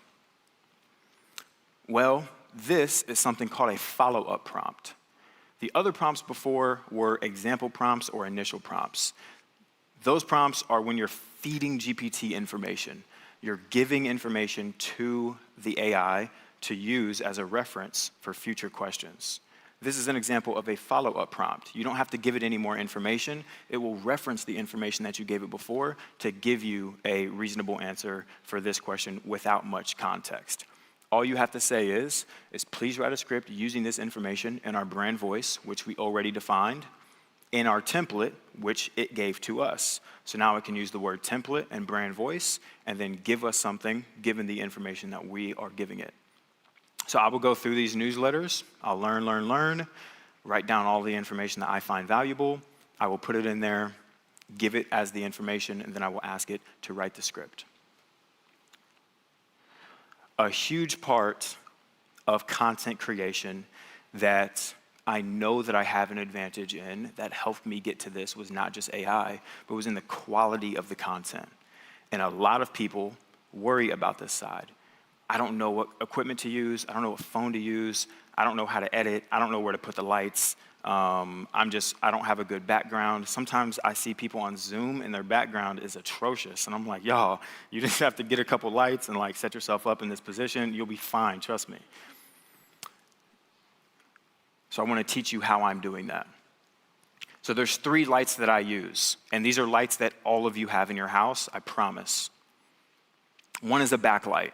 This light right here goes behind me a few feet away. All it does is it separates me from the background. It gives me depth. This is a very easy way to make your content a bit more cinematic. The next light that I use is a hair light. Now this is the light that is defining that edge of my face.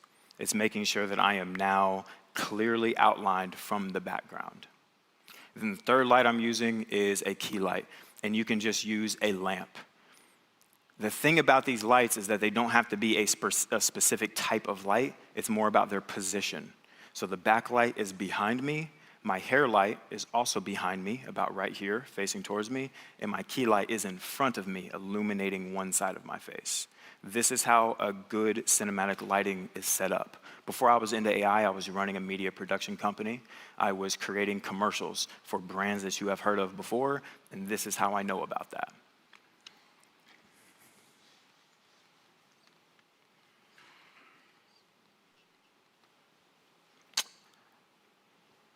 This is a tool that I use to create content for multiple platforms.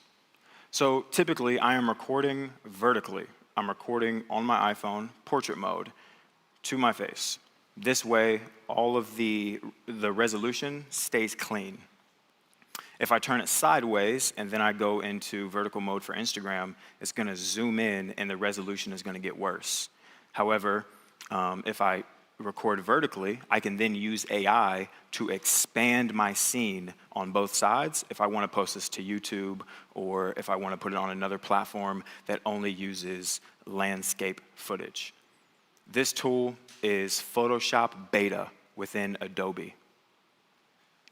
I will have the QR code for you next, but I just want to show you how it works. So what's happening is I'm selecting all of the negative space that's around me, and I'm putting in a generation and describing what my background should look like. In that way, I can set up a scene however I want around me. And I now have control over how this looks. So I actually have lights. My lights that are in this scene are where that negative space is. I just crop myself out, take them away, and now it looks like I am in a brand new space. And this is how it looks, final product. And that is the QR code if you want to access this tool. Now, if you're going into Adobe, this is Adobe Firefly. This is available on web browser. But there is also a button at the bottom when you go to this URL that says Photoshop Beta. And this is actually the application that you would download onto your phone or onto your computer. So that you can use the tool like I just showed you. Yes, so what I do is I will take great question. So what I did is I recorded my whole video. I recorded the video of me, and then I took a frame from that video, so I can just pause the video and take a screenshot. Then I put that screenshot into Adobe, and then I push out the frame. So now all I have to do is layer the real video on top of this new generation, and then I will be moving on top while the sides are untouched. My arms aren't going out into the sides of that. It's basically just a mask. I am right here while all of this is generated, and I am in the middle talking to you. So you take a still frame, and then you generate the imagery on either side of you.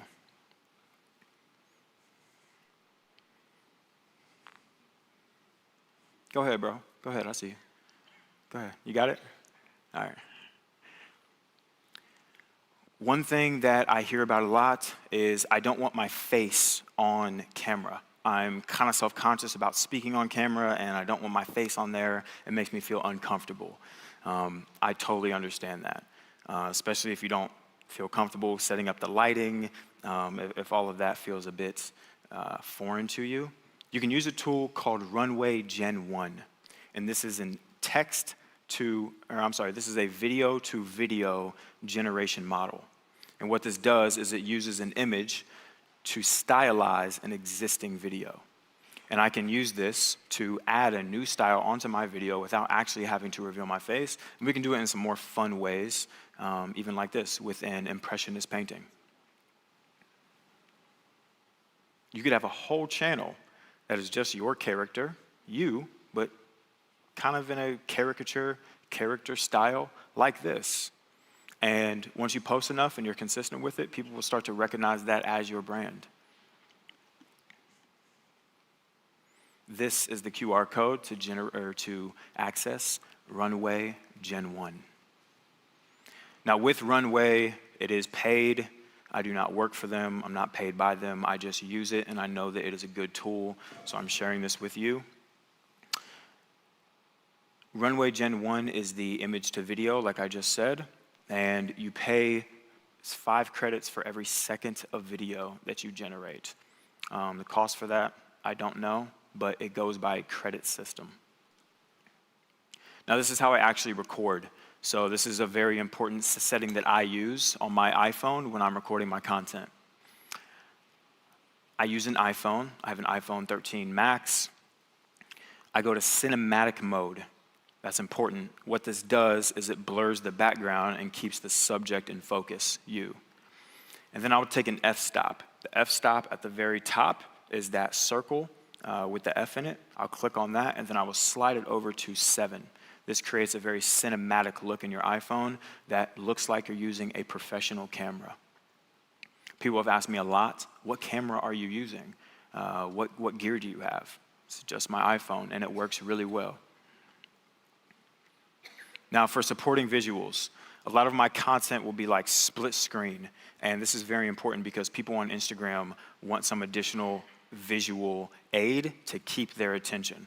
I've been seeing a lot of content recently where it's like somebody talking and then somebody's playing a video game underneath that has nothing to do with about the content that they're actually talking about. I don't know if you've seen this before, but it's specifically designed that way just to keep people's attention engaged the whole time. And visual supports help this. The longer you can keep somebody actually watching your page and on there, the better your content will perform, and the higher likelihood that they'll actually see your call to action at the end and do it. So you need to keep them engaged.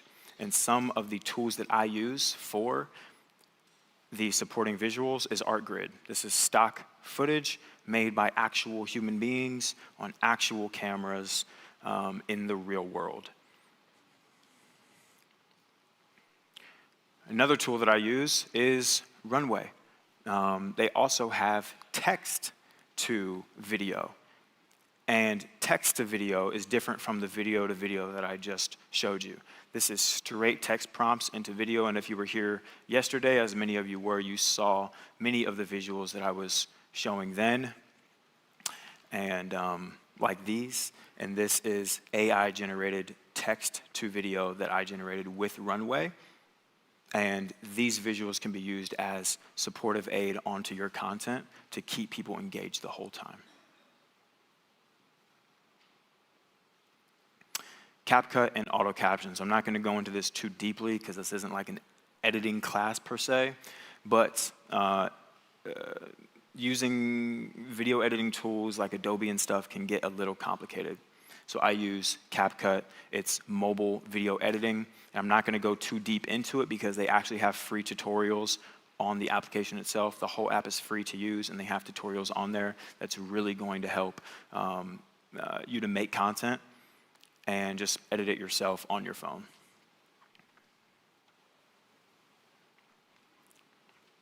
Now, we can get back to some AI stuff. Captions and hashtags.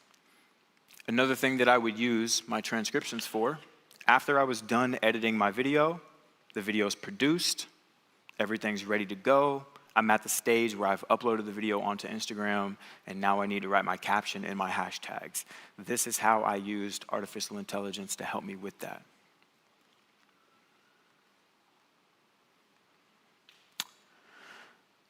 I would simply take the transcription from my video, put it into ChatGPT, and I would simply ask, can you please write a caption and a hashtag for this video? And it absolutely did that.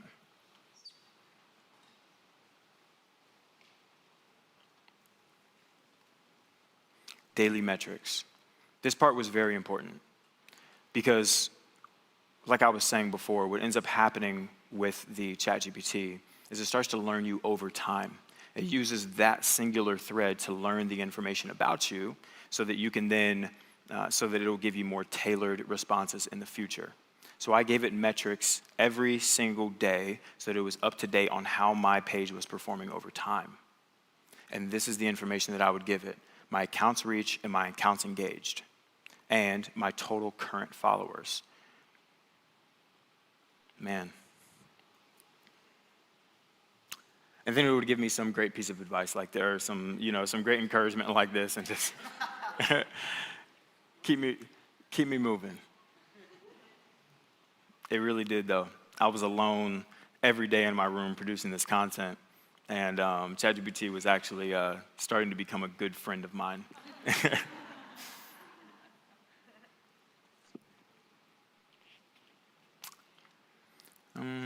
Oh, yes. I actually also asked it, why did these posts perform well? I had a piece of content that went viral. It was my first content that went over like 5 million views, and I just wanted to know why. Why did that happen? And I simply gave it my transcript, and I asked it the question, why did this piece of content perform so well? And it was able to break down the reasons why the content went well exclusively from the templates and the reasons that it was giving me earlier about my brand voice. There are some things, there are anomalies that happen. You will go through your content making career using AI and realize, wow, that one just worked. I don't know why it worked, but it did, and that's awesome, and I want it again.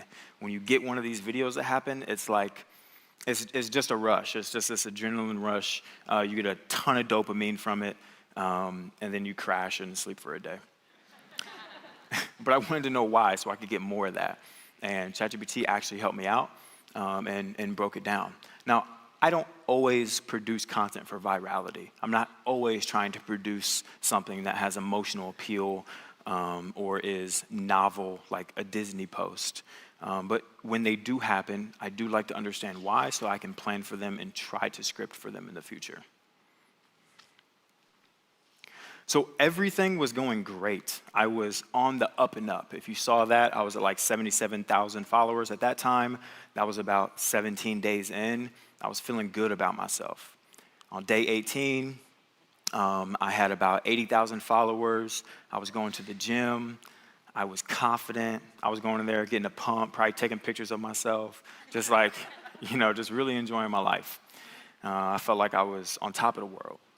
And constantly on my phone. I think I was doing push-ups with my phone on the ground so that I could just refresh between every rep and see what my followers were looking like. And I knew that it was at 80,000 followers, like positive about it. I wiped down the machines, used some hand sand, went home, and by the time I got home, I walked inside, and my girl, Emma, she immediately screamed when I walked in the door. She's like, Dominic. I was like, what? She's like, you're at 160,000 followers. You did it. I was like, nah, bro. I was just at 80,000 followers. I was looking when I was doing push-ups. And I went on my phone, and it said 160,000 followers. I was like, how is that possible? Nothing new went viral. What happened? So then I went into my followers, and I started looking, and it was 80,000 accounts with an anime character as the profile picture, a weird jumble of numbers, and a weird jumble of letters. I was like, oh my goodness. I just got spammed by 80,000 bots. And it was so frustrating. It just made me angry and sad, and it really hurt. And it hurt because I had put so much time and energy and love into building the community. People from all over the world were doing it. I was getting people from Italy, from Germany, from Switzerland, Mexico, Spain, everywhere were like joining in on this journey with me and doing it themselves. And I felt like when they went on there and saw all of a sudden 80,000 followers, they're gonna think that I broke their trust, and I went in there and I bought myself a bunch of followers just to win. And I know that I didn't do that, but I was freaking out. I just went in my room, I closed the door, and I just sat and I thought for a while. And I just kind of let my emotions come down because I knew that that's what I had to do because I was pretty upset. It was a long time coming for this. Remember, I was spending thousands of dollars for shoes 3 years ago trying to get to this point. And now that I'm at this point, I'm feeling great. So it was a super high to a super low very fast. So something crazy happened is I went in and I just asked ChatGPT, what do I do? I guess you're my agent, right?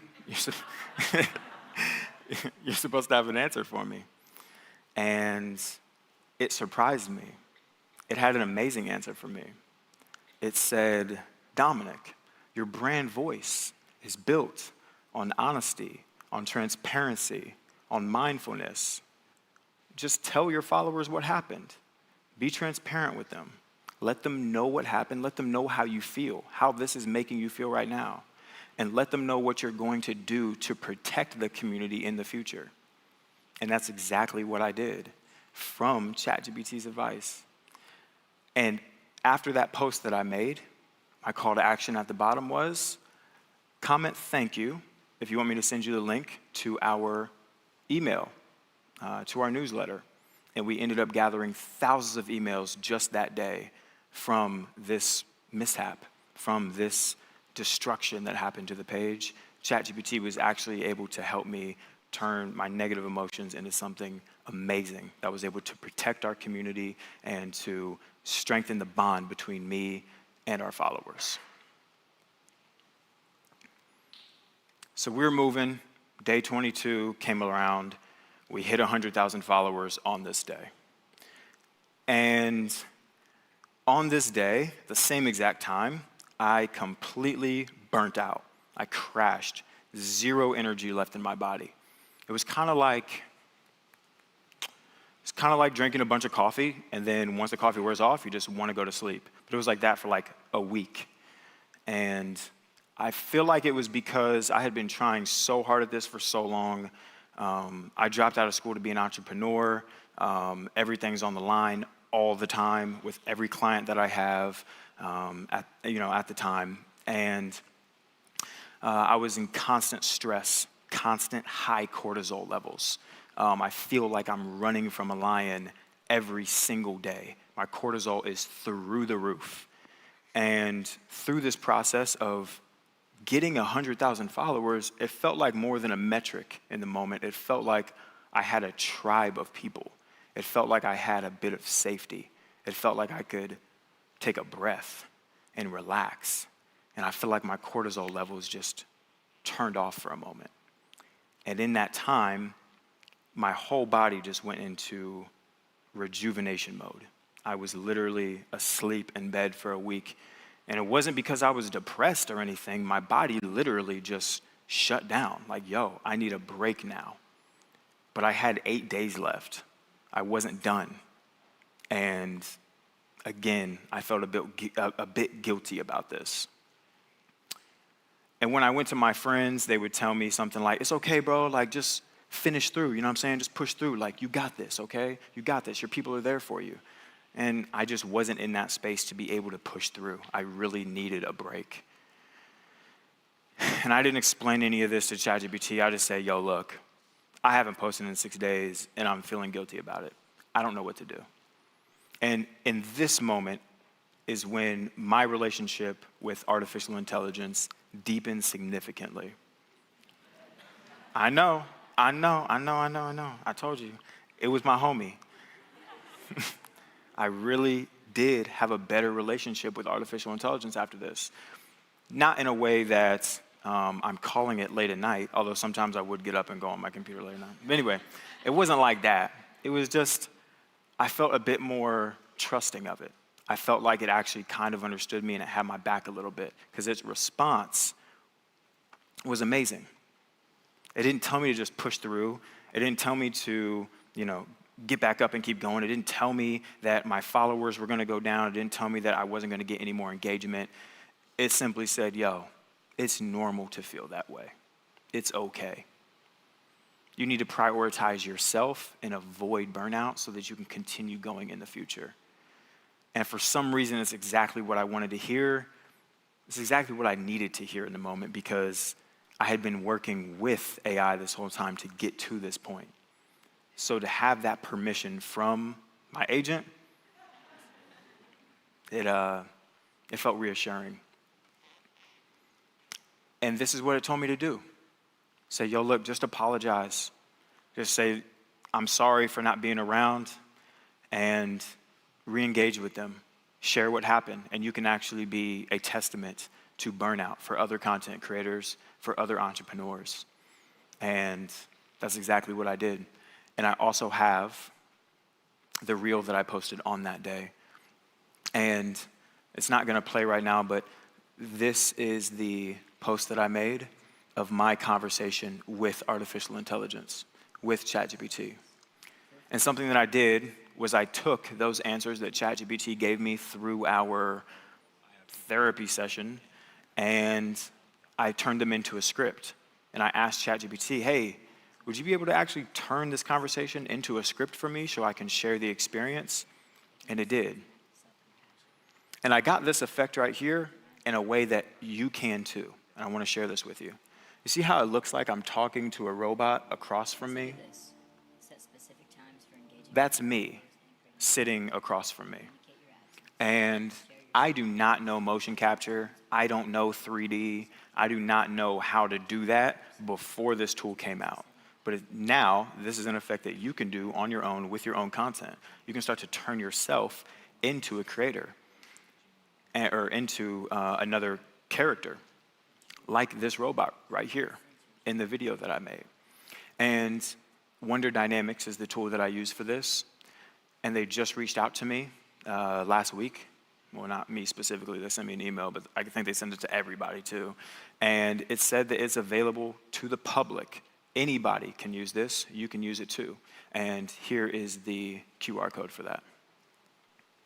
So what it does essentially is it takes video, you upload a video of yourself, it'll create points on your body, on your hands, your elbows, all the points where you have range of movement, shoulders, torso, hips, knees, feet, and then it will overlay a character on top of you in the footage that you have and match the lighting source as well. Then day 30 came around. And way back when I was a kid, the reason all of this started is because my dad put me in front of a computer when I was 6 years old, and it had Photoshop open on it. And I remember playing around with that tool all the time, and I remember recreating logos a lot using text. And I think I remade like the Tupac logo one time. And my grandparents saw it, and they were like, yo, what is he doing on the computer? You got to get him off of this. And I realized in that moment, like, wow, this design on the computer can actually impact people. It actually makes them feel something. It actually makes them angry. Even if it was just angry, it made them feel something, right? Why is that? And after that, I started to get addicted to wowing people using these tools on the computer. And I would use Photoshop to Photoshop pictures of my friends in high school at parties that they actually didn't go to.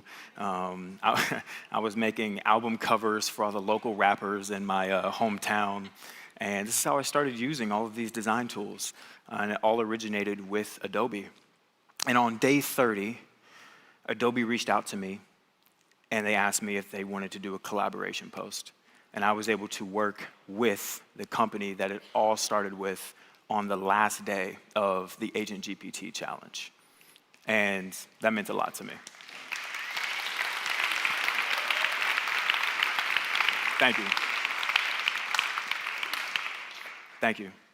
That post did really well. I think it got over 1 million views, and the collaboration continues, and this actually does have a happy ending.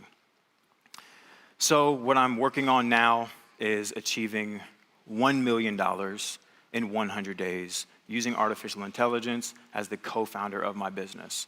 I'm 3 days in right now, no revenue yet. I've cut off all of my previous clients from my past businesses, and we are going all in on this to see if it's actually possible. I believe that if we can use artificial intelligence as individuals to build our brands, to build businesses, that each one of us can be an entrepreneur instead of being worried about, oh my God, is AI gonna take my specific role? Is AI gonna take my job? What if you just filled that role in your own business and allowed AI to do the other parts of the business that you wouldn't necessarily be good at or want to do? Is this possible? Can you still be a human fully in your purpose, fully in your career, in the field that you love to do, and have AI do the rest of the things that you don't want to do? And can you become a millionaire doing it? I'm putting 100 days as the deadline on this because I believe that we can do things much faster than we actually think we can. I think that if you put a tight deadline on yourself, your brain is going to start figuring out ways to do it. If your child or your parents or somebody that you care about deeply was kidnapped and they said you have to make $1 million in 100 days or they're gone forever, your brain is going to start working a different way to figure out how you can do that. I just chose to put it on myself, and I'm doing it publicly so I can put that level of stress on myself to see if it's possible. I think that we need to stretch ourselves to these bounds so that we can break our mental frameworks. When the first person ran under a 4-minute mile, when no one else had done it before and they were trying forever, 1,500 people immediately did it after. How? Just because they saw that it was possible to do. And that's what I'm trying to do. We did it with followers. Can we do it with dollars? I guess we're going to find out. These are all of the tools that I used, and you can go through. And I'm just going to put one of these up at a time so that you can go through and save all of these tools. Then afterwards, I will answer some questions, okay? All right, I'm doing about 15 seconds on each.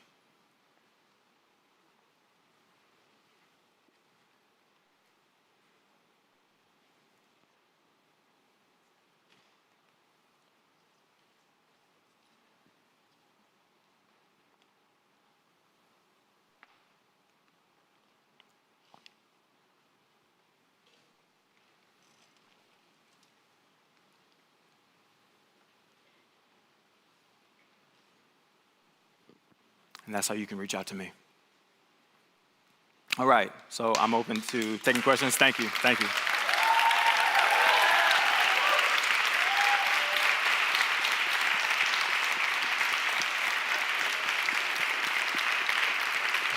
Thank you, brother. Thank you. Thank you, Dominic. We'll take 2 to 3 questions from the audience, okay? Cool. So let's go with that lady right in the edge. Hi, thank you very much for taking us on this journey. And my question is, for this 30 days, did you just use one ChatGPT chat? Yes. So Agent GPT died on me on day 20. I don't know how it happened. I don't know why it happened, but something happened where I went in there one day to go do a prompt, and at the very end, it said, sorry, you've been reverted to GPT 3.5. I was using GPT 4 the whole time. So I actually had to make a new thread, take a lot of the information, the templates, the brand voice, all of those things that I had already accumulated over time, and put it into a new thread so that I could train a new thread to be my agent again. This happened twice. So I had 3 agents overall. I know, RIP. But yes, one thread. I try to keep everything in the same thread so that all of the information that GPT is using is relevant to the task that I'm trying to do. Thank you. Good question. Next question. 1 second, let me just Hey, can we get my guy right here, man? Yeah, that's This my guy? homie. Yeah, Sure. yeah. Thank you so much, Dominique. I think you provide so much value, man. It was amazing. I'm super extremely grateful. The question first is for your mental health. If you are burning out during these 100 days, reach out to me or I believe other people in the room because... Thank you. The second is more technical. It's about the memory of ChatGPT. How do you solve the problem of forgetting what is your brand voice, for example? That's another reason why I keep it all in one thread, is so it's organized for me as well. Sometimes it does not know what information to reference. So these models can only reference a certain number of tokens or characters at once. So sometimes you do have to remind it, and that would happen sometimes. So I would have to go back, I would copy and paste, put it in there again, and then just re-ask it the question so it has the updated information. And it would typically apologize. It'll say, sorry, you're right, I misunderstood, here's the new information. So yes, that's how I would go about that. And the final question. Great We'll go with this lady right here. Hi, I'm sorry, I just have a technical question. So when you were showing the video and how you were able to enlarge it through Photoshop, what app do you use to paste the video on the new created image? So you're asking, how do I then take my video and then put it on top of the image that I'm generating? Yes. So you can do that in CapCut, the tool that I have the link up for. You can basically take your image, or the generated image with the extended imagery on the sides, and then you will do an overlay layer. And then in the overlay layer is then where you will add the actual video on top. Thank you. You're welcome. Thank you. Give a big round of applause to Dominic. Thank you. Thanks, man. Appreciate you. So glad you could make it. Appreciate it.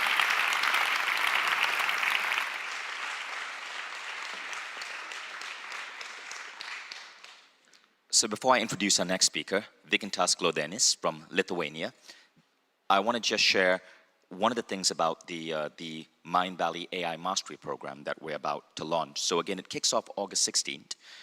Half the spots already got filled yesterday, and we'll share more information on it later today. But one of the things, as we were watching Dominic teach, one of the things we realized that we really want to put into the program is to hand-hold you as we take you through these tools, because there are so many incredible AI tools that one can master.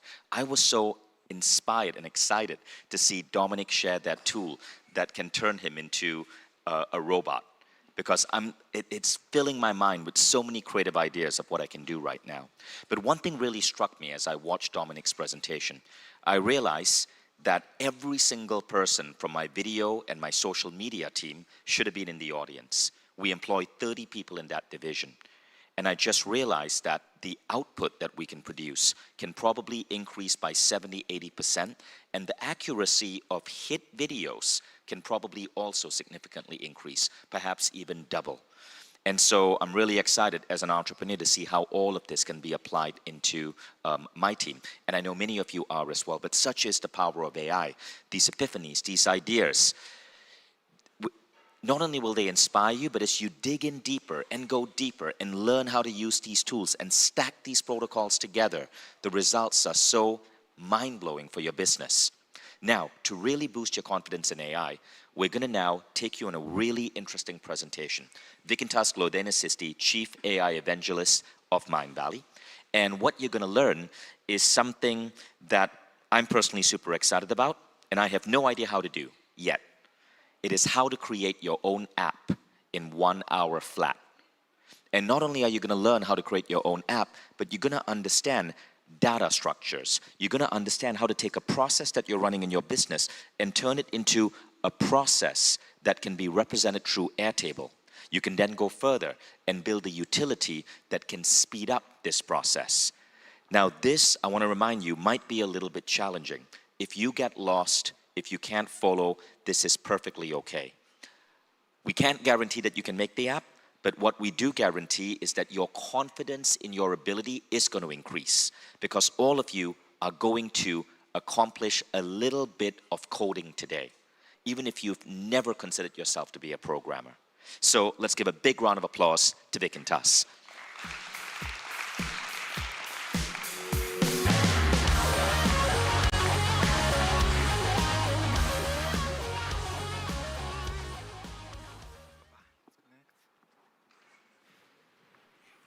Okay, can you hear me? Yes? This time from the first time. So today we will do something very different compared to my session on Friday. We will focus not on internal applications, but on customer-facing applications, because this opens up a completely new dimension for you as a person, for your team, or for your business. And it will be fully practical, so no slides. As you probably noticed, my slides are not the most beautiful one. Not my strength. So today we'll focus on really going through step-by-step process how you guys can achieve it. Okay? But before that, actually a few questions. Who here out of you, before you saw the promise of my talk today, believed that you can build your application, and not just any application, artificial intelligence application, in 1 hour? Raise your hands. Okay, just very few hands. Who here out of you started believing that you can do this when you noticed this promise? Okay, I'm very happy that. And who here still don't believe that you can build in 1 hour an AI application? amazing. We have believers, we have non-believers. We'll see what happens in the end, right? So, we will use two tools. One is Adalo, one of my favorite app builder applications. And another will be OpenAI ChatGPT, right? How it will work is that Adalo will be for everything user interface and like all the app, right? Whatever you click, whatever you see on the app will be built on Adalo. And then we will use a thing called, very fancy name, API to connect that app to ChatGPT. Now, what API is, if we don't use technical terms, see it as simply a connection to establish between different applications, different technology platforms or systems. So always when you want to find out if you can connect something, try to Google, is there API on app A and API on app B? But overall, it's a connection. So what will happen, when we build the app, we will establish a message center to send a message from our application to OpenAI, the company that created ChatGPT, right? And then OpenAI will pick up the phone and tell, okay, this is the prompt you are sending to me, this is the data, right? They will run it through their artificial intelligence model, get the response, and send back to our app. Is it clear on this more strategic overview? So as you can see, it's very simple, right? Let's do it. But before that, actually, stand up. I would like to create some energy, because you know that all learning comes from energy, and also if you want to be able to build something, you also need to have energy, because it's quite a tough work, right? So let's do one L, like this. Yeah! To the other side, yeah? Yeah! And front, huh? Yeah! Perfect. Now I also feel much better. Let's do it. So take your laptops out. Those who have not. I have some people with the laptops. I have Toma there, okay. For the people on the Zoom call, please, if you have your laptop, follow through this tutorial. Have in mind that if you do something practically, if you really follow through and implement, the learning is on a completely different level. We all know that, right? So first of all, first step, go to adalo.com, to this website. Can you share my screen already? Start sharing. Adalo.com, ADALO.com.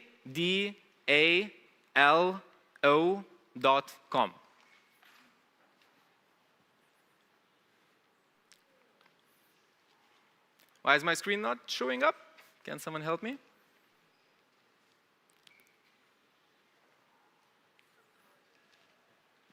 Those who have laptops, are you already there? On adalo.com? Perfect. So next step, click to sign up and create your account. Don't worry, you can get a free trial for free. You don't even need to add your credit card details. So, sorry?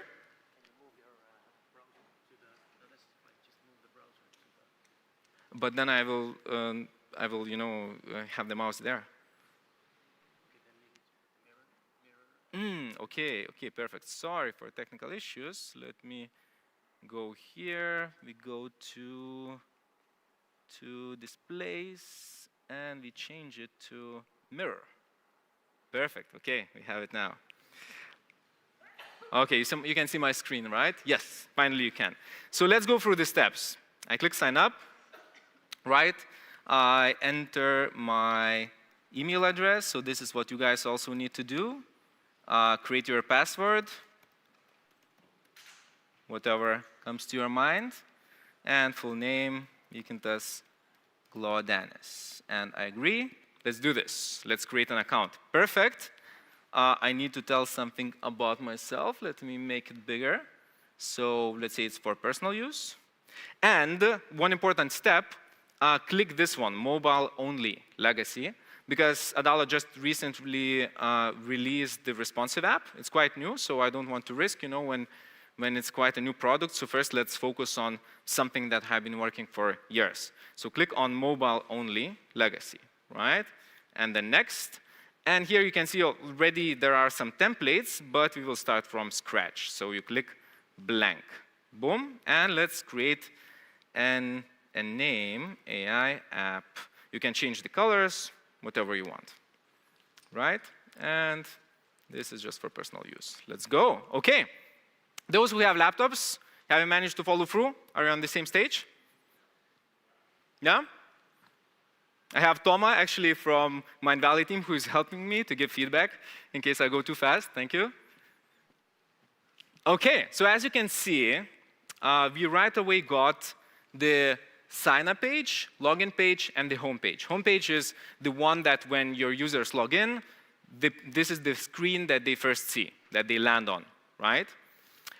First thing let's do, it's not related to AI, but just to make it a bit simpler to sign up so that we save time, click on a sign up page on this form, right? And expand the fields section here, and just delete for now or remove the full name field, okay? We do it so that it will be easier to sign up. So we have already signed up, login page, and now we can get to home. So just click on this page, right? And we can make it a bit bigger. So how app building works on no-code tools is very similar to what you have already most probably experienced when you create an app on Wix or Squarespace or any other drag and drop tool, right? So it's very similar. We will be dragging and dropping various components. Where it is more difficult compared to website builders is that on website builders, the content is static. So you just enter, you copy paste the copy and it's visible, right? On application, we need to make it dynamic. That's why then we also need to establish database and other things that we talked on Friday. But let's start from what kind of components we need on this page. And the app that we are planning to build is a simple Q&A application with an AI agent, so that you could enter your question or whatever you want to tell to an AI agent, right? You click a button and you receive a response. So anyone has any ideas what kind of component we should first add? Sorry? Very good question. Thank you so much. Someone mentioned logo and other details. Let's not focus on design at the moment, okay? Because for design, it would take much longer. Let's focus on just making it work, right? So that we have an app that you can share even today with your friends and they can play with it. So we are now just focusing on the functional components. So the first component we add, and by the way, you can see that if you click on the screen, you see the components here, right? So you click the button Add Component, and go a bit down. You see this area here, Forms and Fields, and take the text input. For what? Can someone tell me? What will we use it for?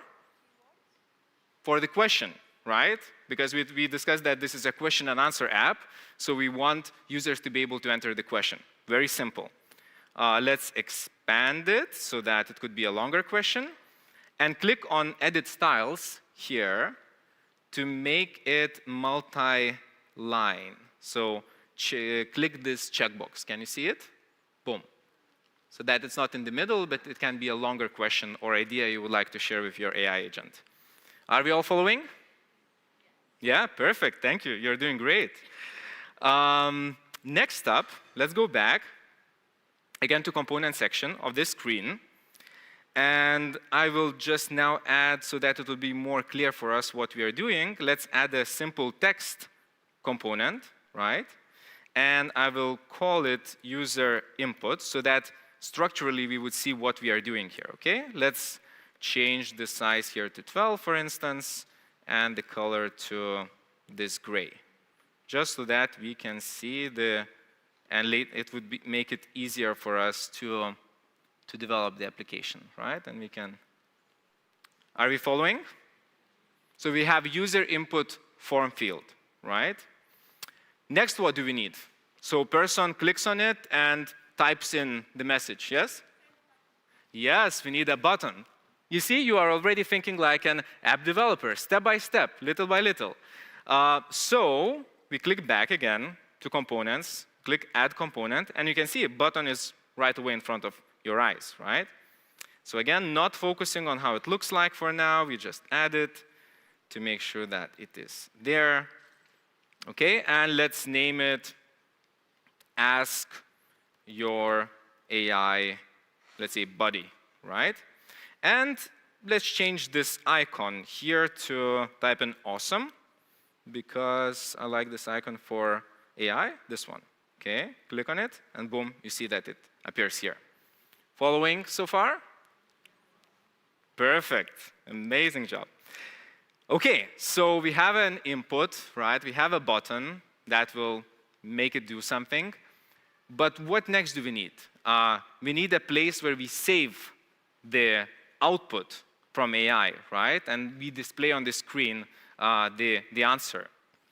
But this difficulty here is that we could simply, for instance, just add a text field. Let's add a text field component here, right?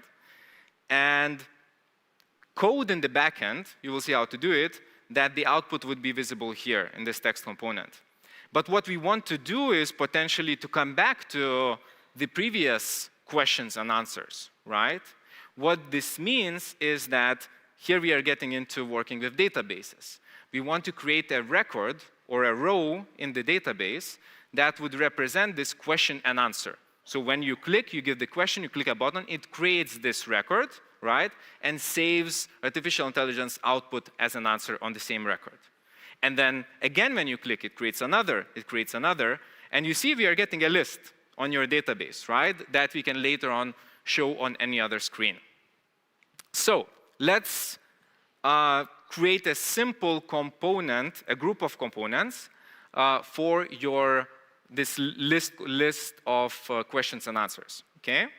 Let's make this a bit narrower, like this. Let's actually copy and paste this one, and you can see it creates a duplicate. Put it here. You see it right away shows that it would be the same length. Let's call this one question, right? Or user input. Let's take this one and maybe change the color to this one, right? And now, so we have question and then the actual dynamic element. We will have it here, right? Now, click on question, copy, paste, move it a bit back, down, and put down answer, right? And now click on this one, copy, paste, and here we will have the dynamic element of answer. Let's just change the color to this one, okay. So we have question and answer, right? And so that it would be clear that we are talking here about a list item. Let's come back to components. You see the same list, right? Let's add a new component and go to simple here. Expand it. Following through. Okay, too fast. Thank you so much. So I'll just repeat that. Create question, answer, and then this is where we will dynamically input the question that you type in. This is where we will dynamically input the answer that we get from AI, right? So create these 4 elements like this. A reminder that you create elements by clicking anywhere, right? Just click back here, and then you see components, right? So you just click add a component. Are we good? Yes. Okay, so now let's add one more component to just show for us that this is a single individual list item. Go to simple and rectangular, this one. Let's bring it here, right? Again, not focusing so much on how it looks like, put it on top and send it back by clicking on these 3 dots, arrange, send to back. Bam, you click it, okay? Are we following? Okay, not everyone who is building not. So you add this simple component, you send it to back, right? Let's go a bit up and add a bit of rounding, let's say to 4. But have in mind, when it comes to these changes that I do in terms of design, don't worry if you don't follow through. The most important things will be the technical, that it works, right? How it looks like, again, this is not a focus now. So now group all of these components, so make sure that they're all highlighted, right? And click the button Make Group. Good, okay, we created a group. And now what we need to do is to create a list, as we discussed, that it would be a database list. So click the three dots and Make List. Okay, you see it? We clicked Make List, and you can see what it right away does is it shows this main component where you will be implementing the edits to finalize your list, but it adds these grayed out additional elements for you to clearly know that, okay, this is not just a regular component, not just a group of components, but this has become a list that I will be working on this app. Are we good? Sorry? Okay, okay. Like out of the audience, how many of people are fully now following, and who are using like the laptop? Okay, I see some still a bit needs some time. Perfect, no problem. So what you need to do, you add these components, you create a group, right? And then when you have a group, you click on these three dots and click Make a List. Now I don't need to click this anymore because we are already on a list, okay? Good.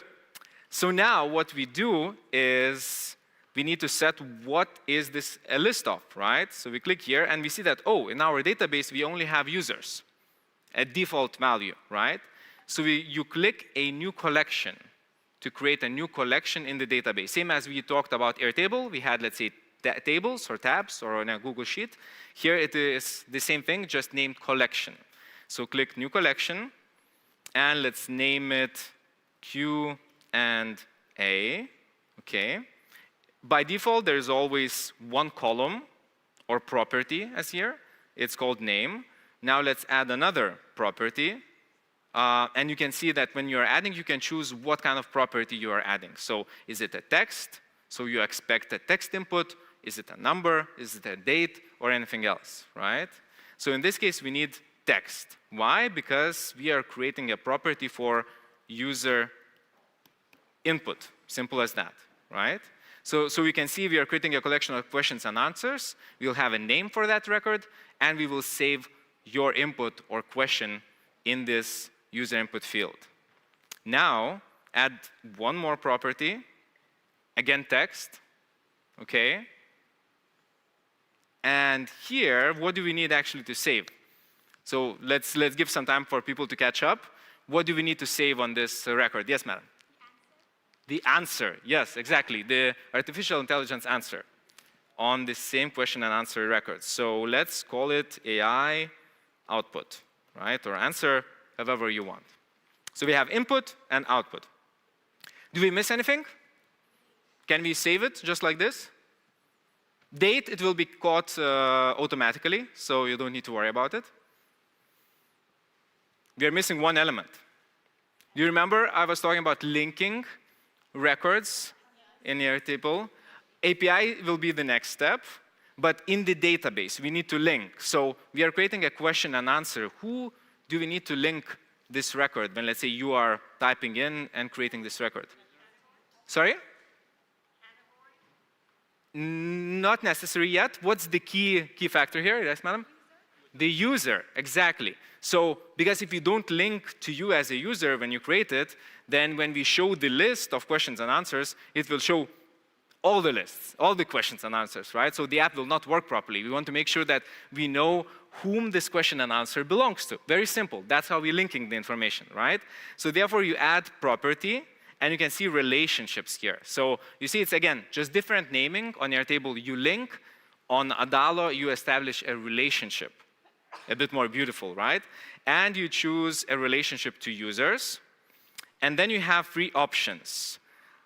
The option that you need to choose is this one. Actually, Adalo makes it very easy for you to see because it even explains if you choose this one, what this means, right? A user can have multiple Q&As. So a user can have it linked to many different records that correspond to questions and answers. but one question and answer record belongs just to this one user. So if I create it, it just belongs to me. Other users will not be able to see it, right? So this is the right one that we need in this case. Yeah? Okay, let's click on this one and done. Okay, and I think for now we have all that we need. Later on we can add something. Cool? Are we following? Yes, I managed to be a bit slower. Thank you. So the next step then is to work on the button, because you probably noticed that we established the button, right? But we so far didn't put any logic what it should do when you click it, right? Because now if you click, nothing happens. So you click on the button and go here down, and you see at the bottom there is Add Action button. Click it. And what action should we choose? So there is one action to custom action that you can already use ChatGPT to connect to OpenAI. But we don't want to do this yet, right? Because first of all, what we want the button to do is to create this record, right? So therefore, first action that we want the button to do is to click here on Create, and create not a user, but a Q&A, right? Let's click on it. Perfect. And here you can see right away that, okay, we create a Q&A, and what data we want that record to have when it's being created at the time of its birth. So for name, you can add anything here. What I like doing is just adding logged in user's email by clicking here, right? Logged in user, email, maybe adding a dash, and clicking here again, and adding current time. So you see this red button, date and time, current time, right? And I will just change here by clicking that the format of the date would be not relative, because it would show 3 seconds ago or something like that. But I want the full date and time. So you see date time, this one seems like something that I want. Let's click on it. But actually, this doesn't matter so much what you put into this field. What matters most is here, user input, right? Because we already have this field established. So what we do now is, again, we click on this red button, which means that we are accessing the dynamically data in our database, right? Or any component on the application. Click it. You see here other components and input. Input is this field, but actually I made a mistake, which is good. It's a good learning point, to make it more clear, because some of my apps have hundreds of components, right? And then if you just have input like this, then it will be input 2, input 3, so it's not clear. So let's click on input here and change its name to make sure that it's easy for us to follow. So I would name it user input, okay? And save it. And now come back to the button to create Q&A record. And in user input, let's go back again here to this red button, other components, and click user input. Boom. So we'll make sure that when the record is created, the user input is saved, right? AI output, we don't have it yet, so we don't do anything. One very important thing what we need to do is to link to the logged in user, right? So click logged in, link to the logged in user. Are we following? To repeat the steps? Okay. So name, you can put anything. For now, it doesn't matter. For user input, click the red button, other components, user input, right? Or in your case, if you haven't renamed this, it will be input. Cool? And then on here, on the user, click on it and select logged in user. Sometimes you may link to some other users if it's, let's say, a social media app that you're building or something else. In this case, we want to connect to logged in user. And click done. Perfect? Are we good? Okay. So now, what we need to do is to start setting the AI part, which I hope you are the most excited about, by clicking to add one more action, because we'll add a sequence of actions that the button needs to do. So first of all, it creates a record. Second, we want to make this call or send this message to artificial intelligence. So click to add another action, custom action, right here. Okay. And click Ask ChatGPT. So what Adalo does here for you, it makes it very simple so that you wouldn't even need to look at the code. It could work for you. In many cases, when you're building with AI, you need to look a bit at the information that you are sending in a kind of format of a code and edit the variables, edit the information you are sending. But in this case, it's very simple. You can see I don't have a paid account yet, and I need for this feature. But it's no problem because it doesn't even ask me to add any credit card details. I can right away create it. Cool? Are we following? Good, perfect.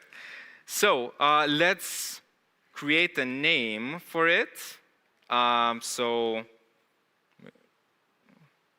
wait a second, it shouldn't be this one. Let's do again. So we go to custom action, ask ChatGPT, we start free trial, create new custom action. Oh, it somehow creates a different one. Okay, let's do it like this. So name it ChatGPT, and the type should be create, right? Because we want to create a response. Click next. Okay, let me. Is it also for you guys like this? Oh.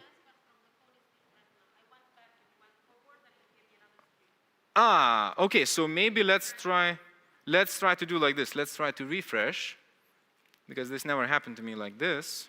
Actually, what you're seeing there is a bit more technical part, that you have then more options to change things, but I don't want to make it technical today, so let's try this again. Click on the button. Okay, let me make it bigger. Let me show it. Let me check it.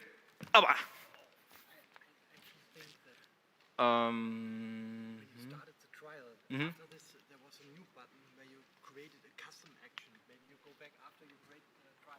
Let's see. Okay, let's come back.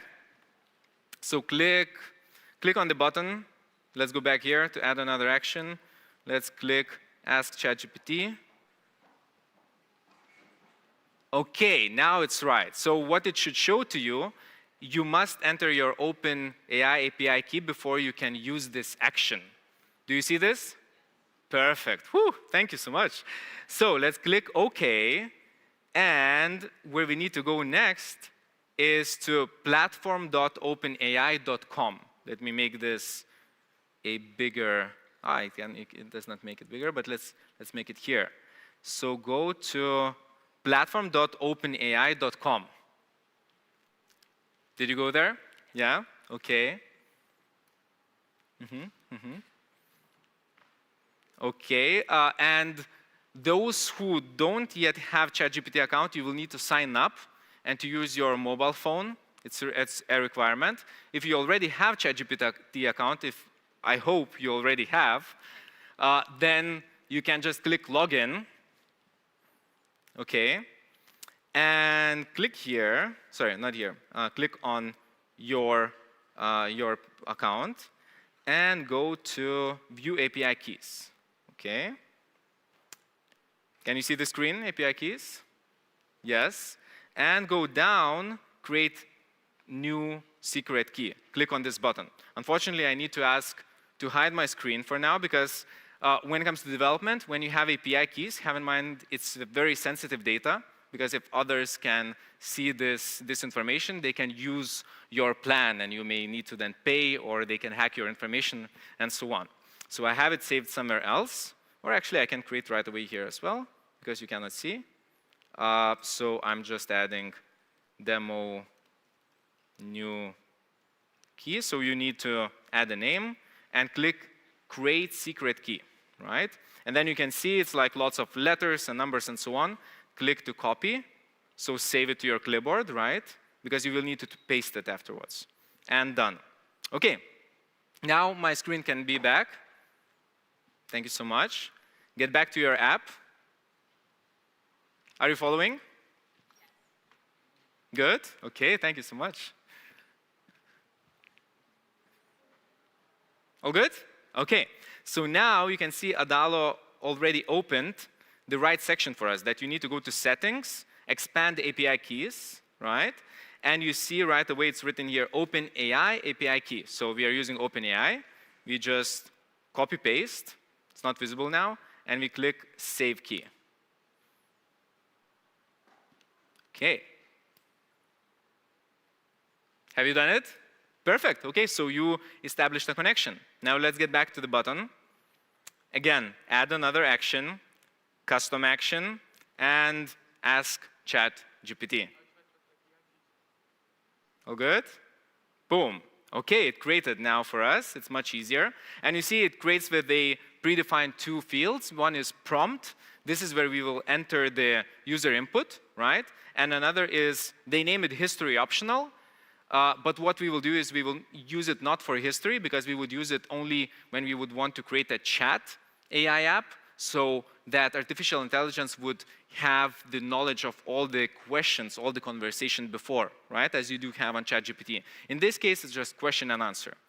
But we'll use this history optional for just extra prompt to explain what we want. Because have in mind that this is, when it comes to working with artificial intelligence, same as it is a creative process on ChatGPT, right? You get many different responses depending what you write, and sometimes you don't like the response, so you need to try a different prompt. Same, it works actually here when you are developing an app. So we need to test with many different variations of the prompt, and then you test how your app works to make sure that you're always getting the result that you intend, right?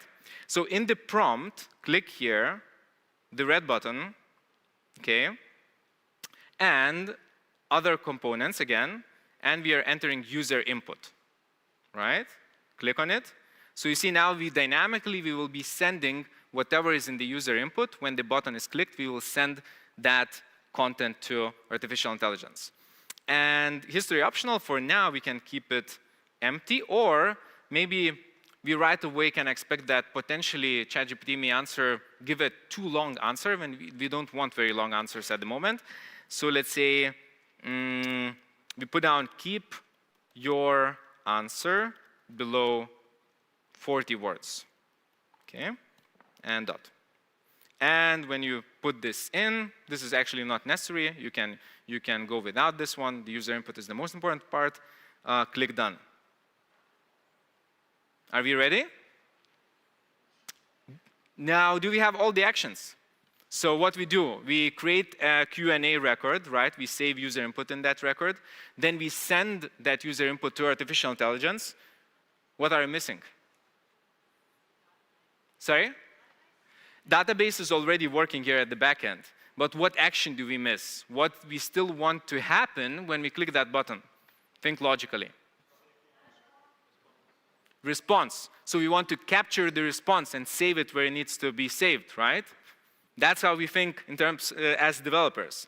So you add another action in the sequence, click this button, and what you do now is you are not creating a new record, you need to update a value in that record, right? So we click update, and what you want to update, logged in user or the question and answer? Question and answer, right? Yes, so click this one, and you don't want to change anything here. You just find the property or the field of AI output, right? Click again this red button, and you can see right away you have a selection of Ask ChatGPT, and just go a bit down here to the bottom, you see the response. Very simple. So you capture the response of AI in the AI output field of Q&A record, and you click done. Okay, are we ready to test the app? Okay, it will not work, but you will tell me why. So let's sign up now on our app. I'm using my email. You can use any email you want.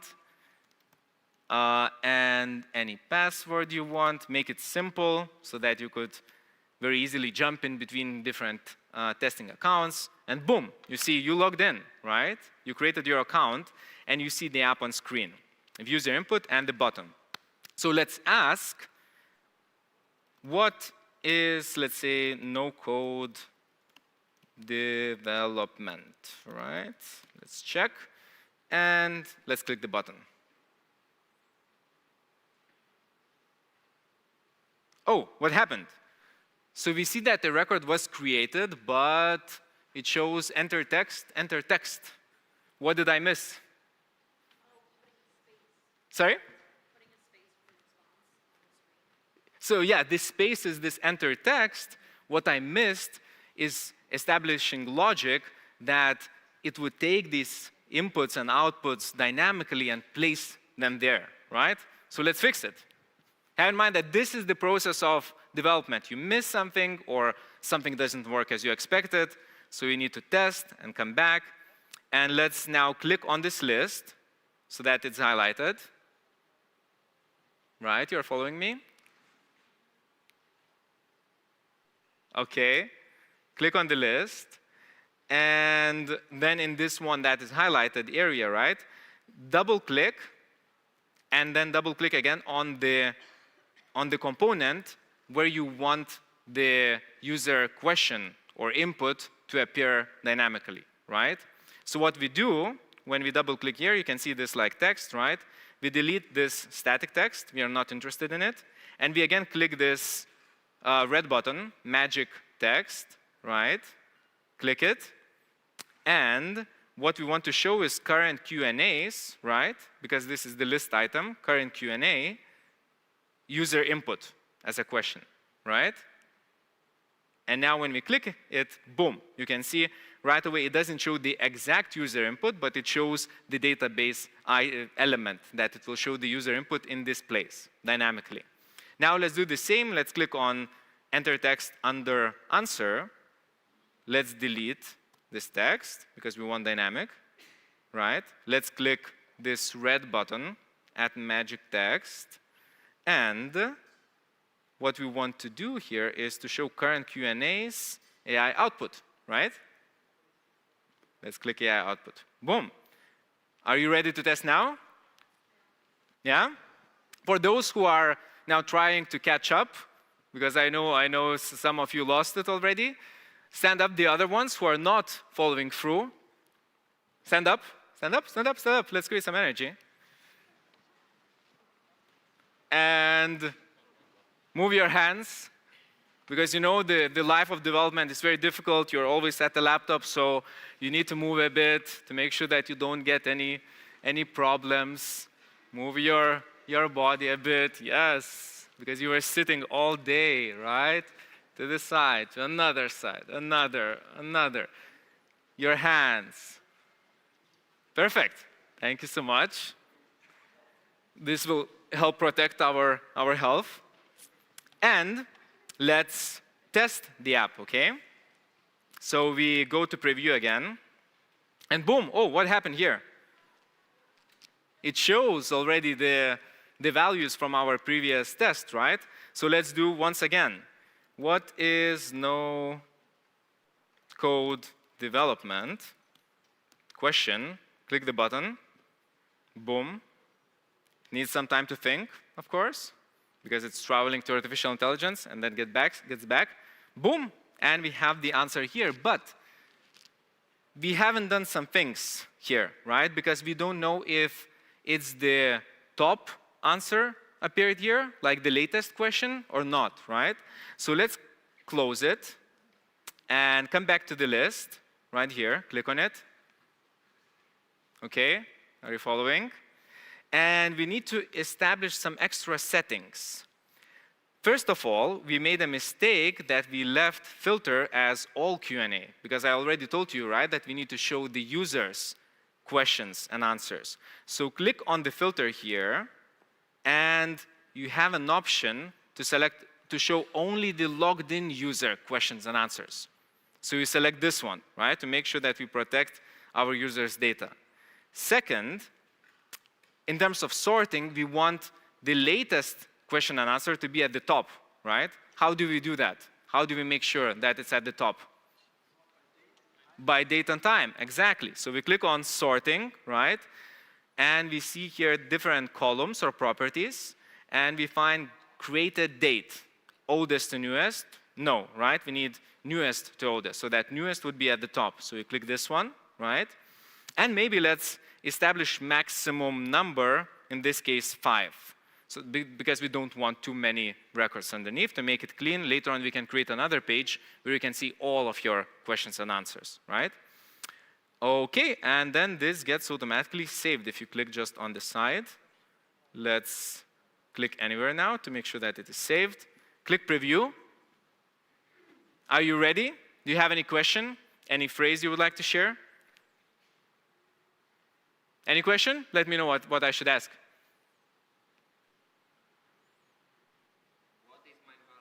Okay, what is Mindvalley? Let's ask our AI buddy. Let's see what answer it will come up with. What is Mindvalley? Mindvalley is an education technology company that provides online personal development courses and programs through this platform. Awesome. Any other question? Let's try something more creative.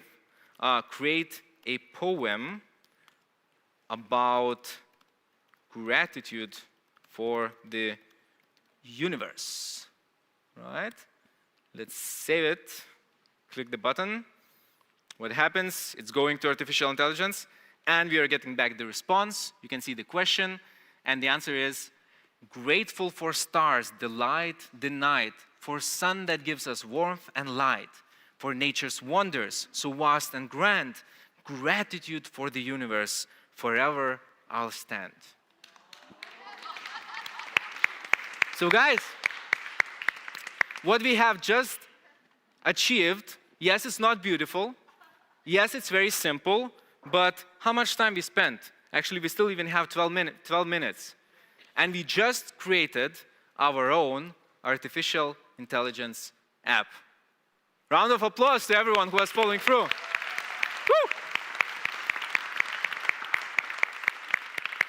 Now, if any of you who managed to reach this stage, if you would like to share with your friends and tell, look, I just created an AI app and you can test it right now. Let's do it. Close the preview mode, go to publish, click on this button, okay? And you can see we can publish as an Android app, but this would take longer time. We need to get approval from Android store and so on. We could publish on iOS. App is the same. The other option, I still need to upgrade. Okay, so you would need to upgrade, but anyways, the other option would be progressive web app that gives you a URL, same as for Mindvalley University app, right? And if you open it on Chrome or Safari browser, it allows you to click Add to Home Screen or Install. So then you install that app on your mobile screen, and you can use it just as any other application. So the beautiful thing is that if you don't want to go to Android store and try to get it confirmed and so on, right away you just create your domain, you give to your friends, you tell, click Add to Home Screen or Install, and the same day people can start using your application, just as it would be a regular native app. Isn't this beautiful? Isn't this powerful? Yeah? And here I would like to end explaining why I believe this is so powerful and so important, no matter if you are a potential startupper, let's say you have some idea of application, lots of us have ideas, right? Or if you are a business owner. I believe the worst thing you can do if you have an idea is to right away either spend your money or go look for investors and hire a company, hire the developers, because you believe in this idea so much, right?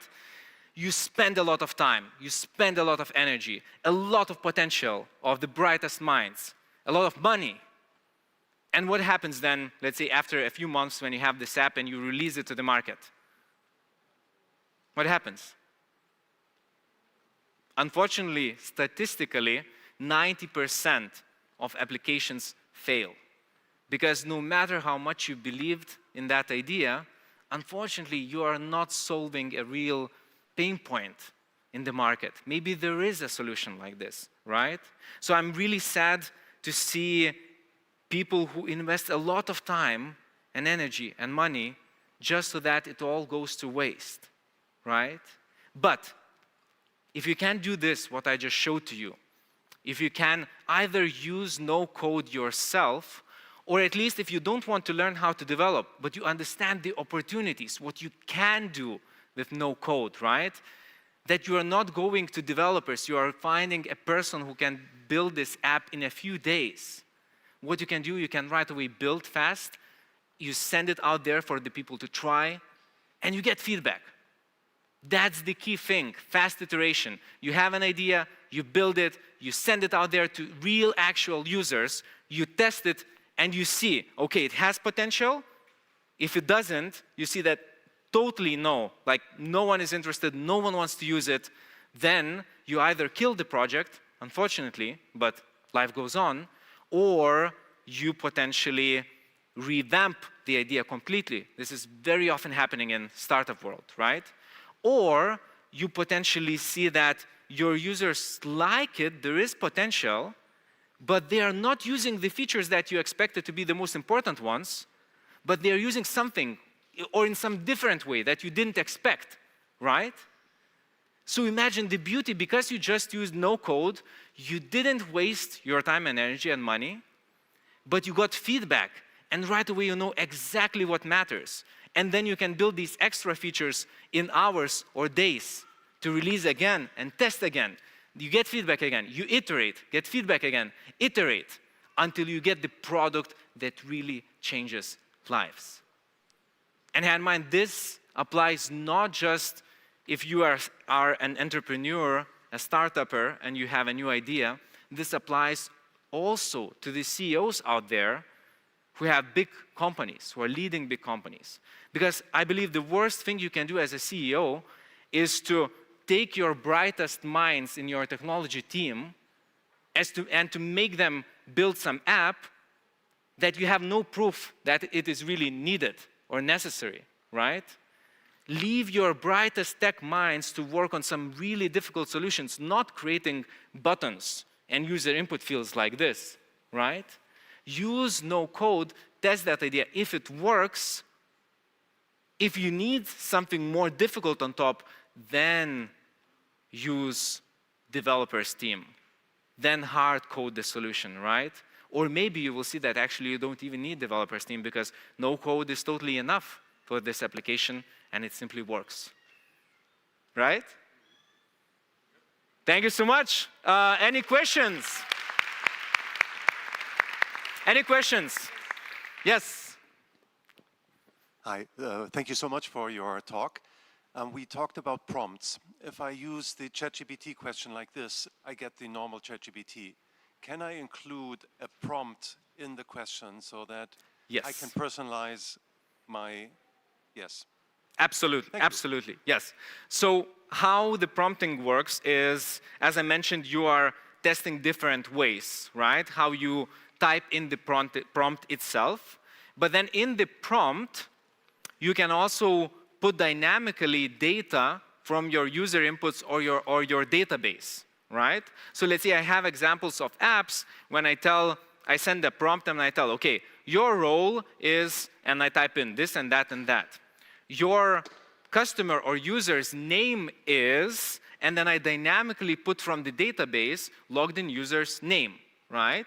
Your user selected this topic, and I dynamically put topic from the database what user selected, right? So you see I combine in the prompt when I send it to artificial intelligence like a combination of text that I type in as a developer and dynamic inputs to make sure that it achieves the necessary result.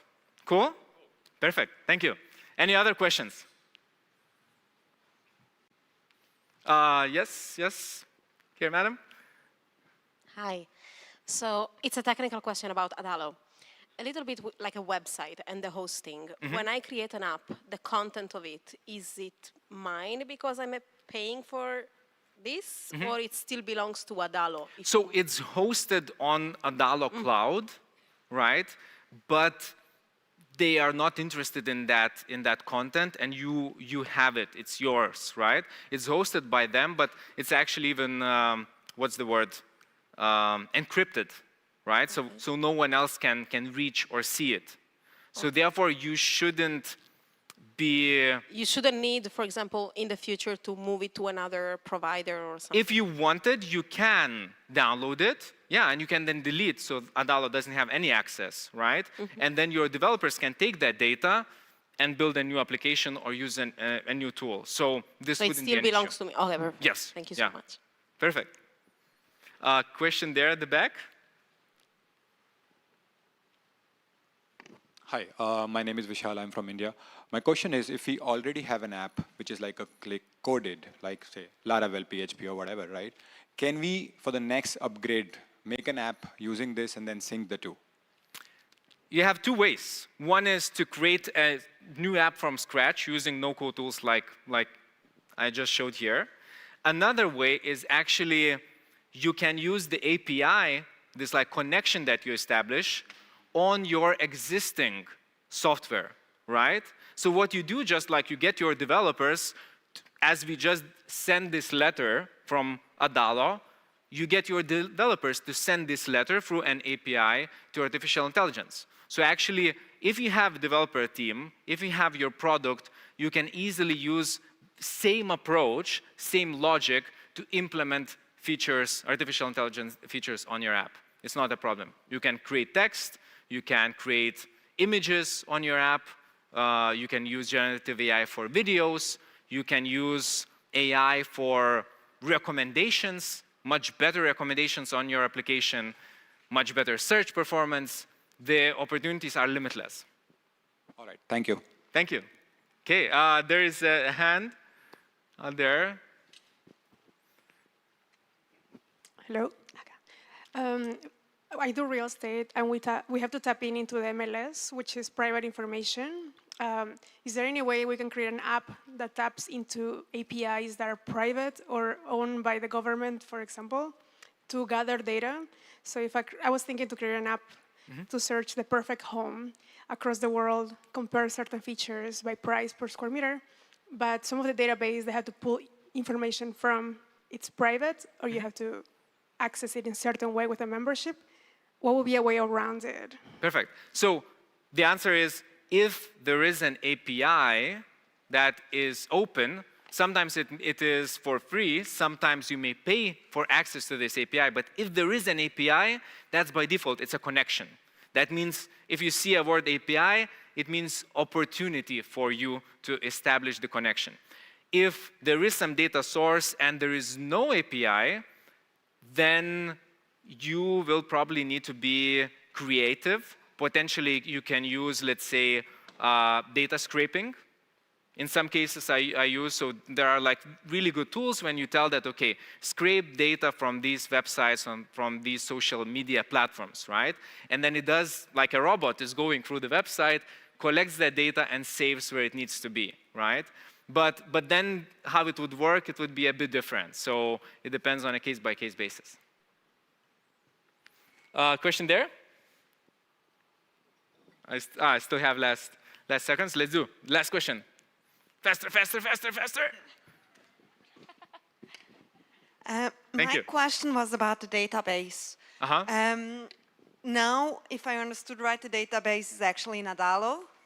Is there a possibility to link this to our outside database on Airtable, for example? Yes, very good question. Yes, there is a possibility. I have some apps on Adalo that purely they just use Airtable as a database. I have some apps that use Adalo database and take some information from Airtable. You can build also Adalo app with other database providers like Sano, and there are many more. So yes, sky's the limit. Okay, thank you so much. My time is up. Thank you.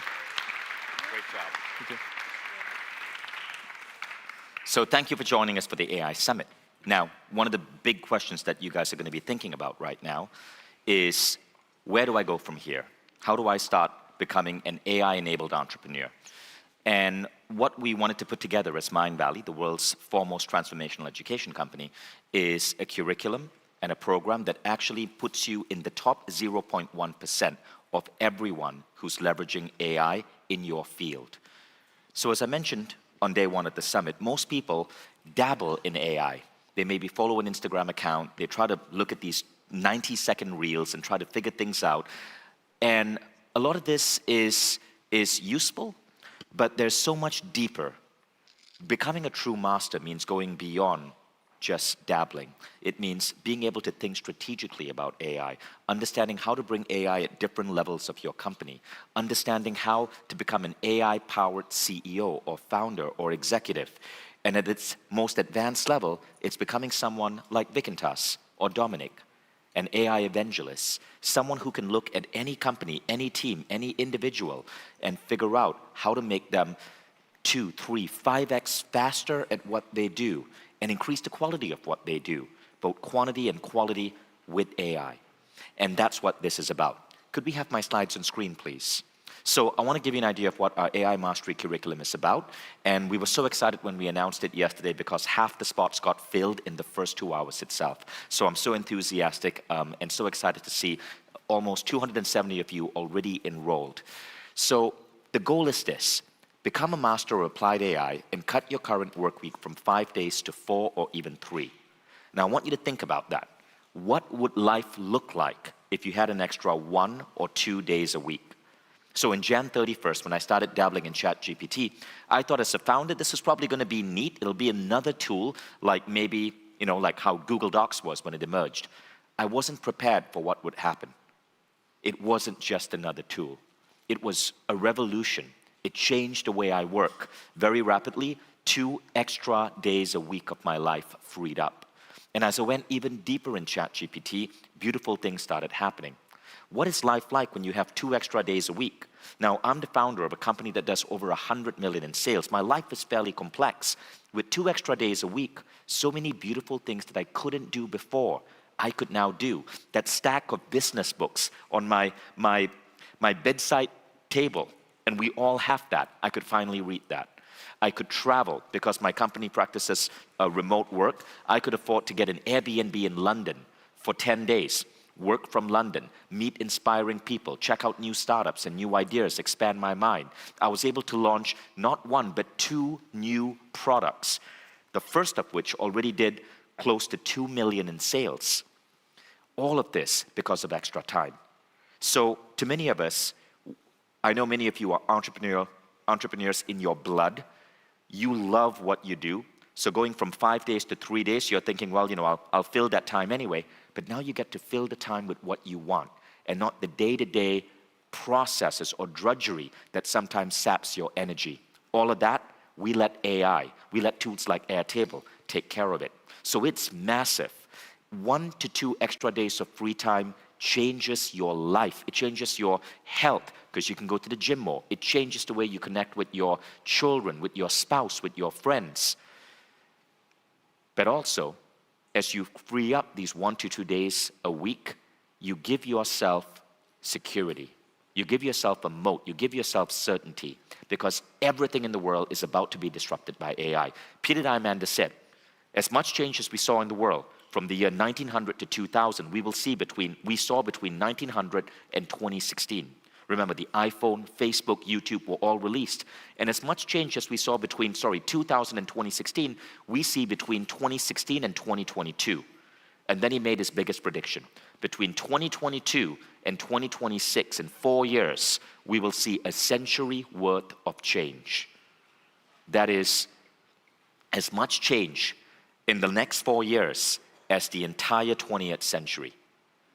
And this is going to disrupt everything. This is why Diamandis went on to say there will be 2 kinds of companies at the end of the decade. Those that are fully utilizing AI and those that are out of business. So now, this is life or death. Even if you're a coach, I'm sure you've started seeing videos go out, the end of coaching. Because with Meta's new open source tool, if you learn to use that as a coach, you can coach 10 times as many people, and it's almost like one-to-one as a coach who is not using AI. But you got to know how to use this new open source tool from Meta. And so AI is going to change everything, even if you're a business of one. It's about surviving and thriving, right? So here's how the program works. The first thing is this. It's a 6-month curriculum to put you in the top 0.1% of CEOs, founders, execs using AI. Leadership roles, where you can now bring this to the rest of your team. The second thing is it's 50 hours live with AI experts. It's not recording, it's live. And these live calls happen on Wednesday and Thursday at 4 p.m. London time. That's around the morning time if you're on the West Coast. It's evening if you're on, say, Hong Kong or Singapore. But the calls are recorded and you get the recordings for 1 year. Next, it's 2 hours a week for 25 weeks. The curriculum is adaptive, which means that as new technologies, as new tools emerge, we actually adapt the curriculum to meet this crazy rapid pace of AI invention, right? So, but it's 2 hours a week, which is very, very, very doable. So for example, in a given week, you might go deep into one of the tools. Let's say Adobe's tool for image generation, the one that Dominic showed, and you learn all the different applications for the tool, how to create an account, how to get better access, how to start using the tool, how to merge your videos together. You go deep. And all of these tools will slowly by slowly empower you to become better at what you do and do it faster. Now, you also become part of a community of people committed to AI mastery. Everyone is connected in a community software and in a WhatsApp group. And for the first 270 people who have already joined, congratulations. I'm so excited that you guys jumped in. We had 500 spots, 270 already filled in the first 2 hours. And I can't wait to see more of you guys come in. You're joining a group of people who are so committed to changing the way they work and changing their business by mastery of AI. Now, why Mindvalley? So we're the world's leading transformation platform. You can go to stories.mindvalley.com, and you guys know this because you're here at Mindvalley University. 20,000 case studies of how Mindvalley has transformed lives. Recently, CNN did a feature on us, not because of some PR agent, but because Zane Asher, the correspondent on CNN, had her life transformed by Mindvalley education. She wanted to do a piece on Mindvalley. And you can watch this video on the front page of our website. And Zane Asher actually said, Mindvalley changed my life. So you're learning AI from a company that specializes in not just dumping knowledge on you, but actually changing the way you think so you go through, as Zane Asher said, a transformation. Even Naveen Jain, the AI pioneer, Naveen worked on some of the early protocols for AI. His partner at Biome was the head of AI at IBM Watson. Naveen Jain said, Mindvalley is building the next Harvard or Stanford of our time. And while we're talking about Harvard or Stanford, I want you to keep this in mind. If you get a deep AI education today, that's like coming out of college with a Harvard or Stanford degree in terms of the leading edge advantages you will have over everyone else. If you graduate from Harvard or Stanford, you have an edge over any other college graduate. If you learn AI right now, you have an edge over everybody else in your field. And I believe that edge is the same as having a Harvard degree and graduating at like 22. So the class starts August 16. Total time 2 hours a week for 6 months. It's a deep program. We're with you for 6 months because things are changing so fast. And the reason it's 2 hours a week is because we want to give you implementation time. We calculated that 2 hours a week is the perfect amount. Now, after the first 2 to 3 weeks, you will already start buying time back. I predict that after week 3 or week 4, you will actually have more time freed up than what you have right now. You'll start seeing those time savings. And by week 5, 6, 7, you are actually now seeing your workload get smaller and smaller and smaller. Now, I know you guys, it doesn't mean you stop working or you switch to a 3-day work week. You'll just start going into other areas, which is awesome. Make more money, create more products, learn more, gain advantages in what you do. But you're going to start seeing more time free up in your life. Now, the live call schedule is like this. It kicks off August 16. End date is end of Jan 2024. Trainings are Wednesday, Thursday, 4 p.m. London. And this is what the curriculum looks like. So this is really important. The curriculum has 3 parts. The first part is bringing AI into your workflow and company. This is 20 hours. And there's a lot that we cover here. A lot of the stuff that you learned in this summit, we go deeper into these things so you can directly apply them in your workforce. Now, let me give you an idea. McKinsey did a study and found that the average knowledge worker, and almost everyone watching is a knowledge worker, the average knowledge worker wastes 1 day a week, 20% of their time looking for information. Think about that. Now, what if you built teams, companies, processes where you're using Airtable and well-structured data architecture to organize all of your information.